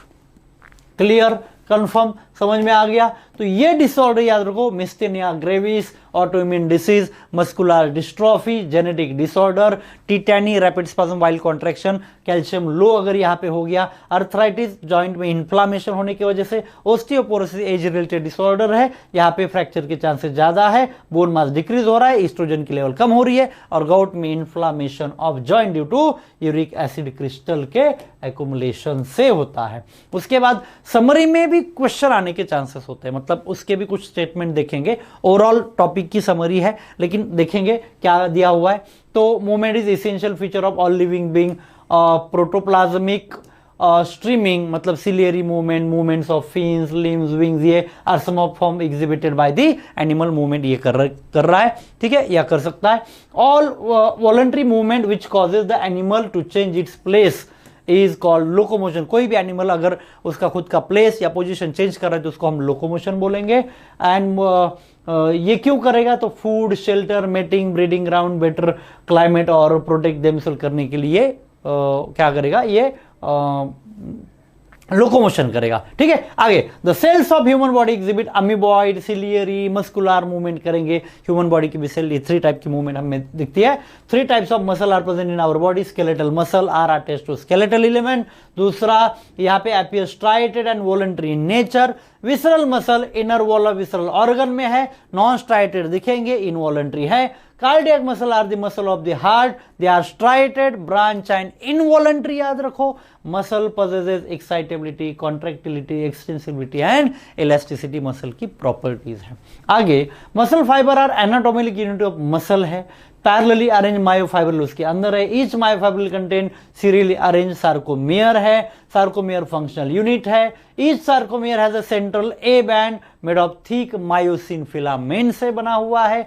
2 half I band made of thin actin filament on either side of it mark by Z line. तो हाफ आई बैंड क्यों बोला, क्योंकि आई बैंड को जेड लाइन ने क्या किया हुआ है, बाइसेक्ट किया है 2 पार्ट। तो एक सार्कोमियर के अंदर एक कंप्लीट ए बैंड और 2 हाफ आई बैंड आएगी। ये क्वेश्चन आ सकता है, इसके ऊपर ध्यान देना है। Actin myosin are polymerize protein होते हैं जो कॉन्ट्रैक्टिलिटी उसकी property, contractility. The active site for myosin on resting actin filament are masked by protein troponin. Active site को किसने कवर किया, ट्रोपोनिन ने कवर किया हुआ है। मायोसिन हेड कंटेंट एटीपेज होता है मायोसिन के हेड के ऊपर, एंड एटीपी बाइंडिंग साइट होगी और एक्टिव साइट फॉर एक्टिन के लिए वहां पे बाइंड करने के लिए साइट होगी। और मोटर न्यूरॉन कैरी करेगा signal to the muscle fibre which generate action potential लेके आ रहा है, एंड रिलीज ऑफ कैल्शियम जो सार्कोप्लाज्मिक रेटिकुलम से रिलीज होगा। कैल्शियम एक्टिवेट करेगा actin which bind to the myosin head to form a cross bridge करेगा। आगे The cross bridge pull the actin filament causing them to slide over the myosin filament। तो actin filament slide over the myosin filament, याद रखना है। तो myosin जगह पे actin slide कर रहा है। देखो आई बैंड रिड्यूस हो रहा है, ए बैंड जगह पे है कोई ना। और एक पॉइंट, बहुत सारे बच्चों को कंफ्यूजन होता है कि ये स्लाइडिंग फिलामेंट थ्योरी में क्या हो रहा है कि एक्टिन की लेंथ कम हो रही है। ऐसा कुछ नहीं हो रहा है। एक्टिन की लेंथ जितना एक्टिन है उतना ही है। आई बैंड छोटा हो रहा है, ए बैंड वैसे ही है। लेंथ जो एक्टिन की वो चेंज नहीं होगी, मायोसिन की भी नहीं होगी। राइट, ये याद रखना, इसमें कंफ्यूजन नहीं रखना है। एंड यहां पे देखो, तो slide over the myosin filament causing contraction. Calcium are return जब करेंगे जाएंगे सार्कोप्लाज्मिक रेटिकुलम में तो इनएक्टिव करेंगे एक्टिन को और क्रॉस ब्रिज जो ब्रोक हो जाएगा और मसल रिलैक्स हो जाएगी। Repeated stimulation of muscle leads to fatigue होगा। एंड उसके अंदर मसल में 2 टाइप आएंगे, red muscle and white, red fibre and white fibre. And based on primarily on the amount of red colour, myoglobin कितना present है उसके basis पे red है, मायोग्लोबिन नहीं है तो व्हाइट है। Bones and cartilage constitute skeletal system जिसमें एक्सियल एंड एपेंडिकुलर आएंगे। Skull, vertebral column, ribs and sternum constitute axial skeleton. Limb, bones and girdle form the appendicular skeleton. 3 types of joints are formed between bones और bones and cartilage के बीच में। परत क्यों था? 3 types of joints जिसमें ये between bones और between bone and cartilage के बीच में होते हैं। Fibrous joint, cartilaginous joint, synovial joint. Synovial joint जो होते हैं कंसिडरेबल मूवमेंट करेंगे and therefore play significant role in locomotion. तो इस तरीके से हमने हमारा एनसीईआरटी रीडिंग कंप्लीट किया हुआ है। ऐसे 250 स्टेटमेंट जो बहुत इसेंशियल है जिसमें स्टेटमेंट टाइप क्वेश्चन आने के चांसेस है। और आपको याद रखना है, देखो छोटी छोटी चीजों पे याद रखना है। जहां पे लो है तो हाई पूछ सकते हैं, वेंट्रल है तो डॉर्सल पूछ सकते हैं। मतलब स्टेटमेंट को ट्विस्ट करेंगे। आपको फास्ट पास अगर पढ़े, ऊपर ऊपर से पढ़ाए तो आपको लगेगा ये सही है, लेकिन अगर प्रॉपरली इस तरीके से हमने जो बताया उस तरीके से आपने अगर अच्छे से किया तो आपका एक भी क्वेश्चन गलत नहीं होगा। और अगर आपको पूरे मार्क्स लाने हैं तो ऐसे ही हमारे जो इसी टाइप के 10 स्टेटमेंट्स के लिए डीसीबी बायोलॉजी चैनल को फॉलो करो, सब्सक्राइब करो और लाइक करो। Thank you.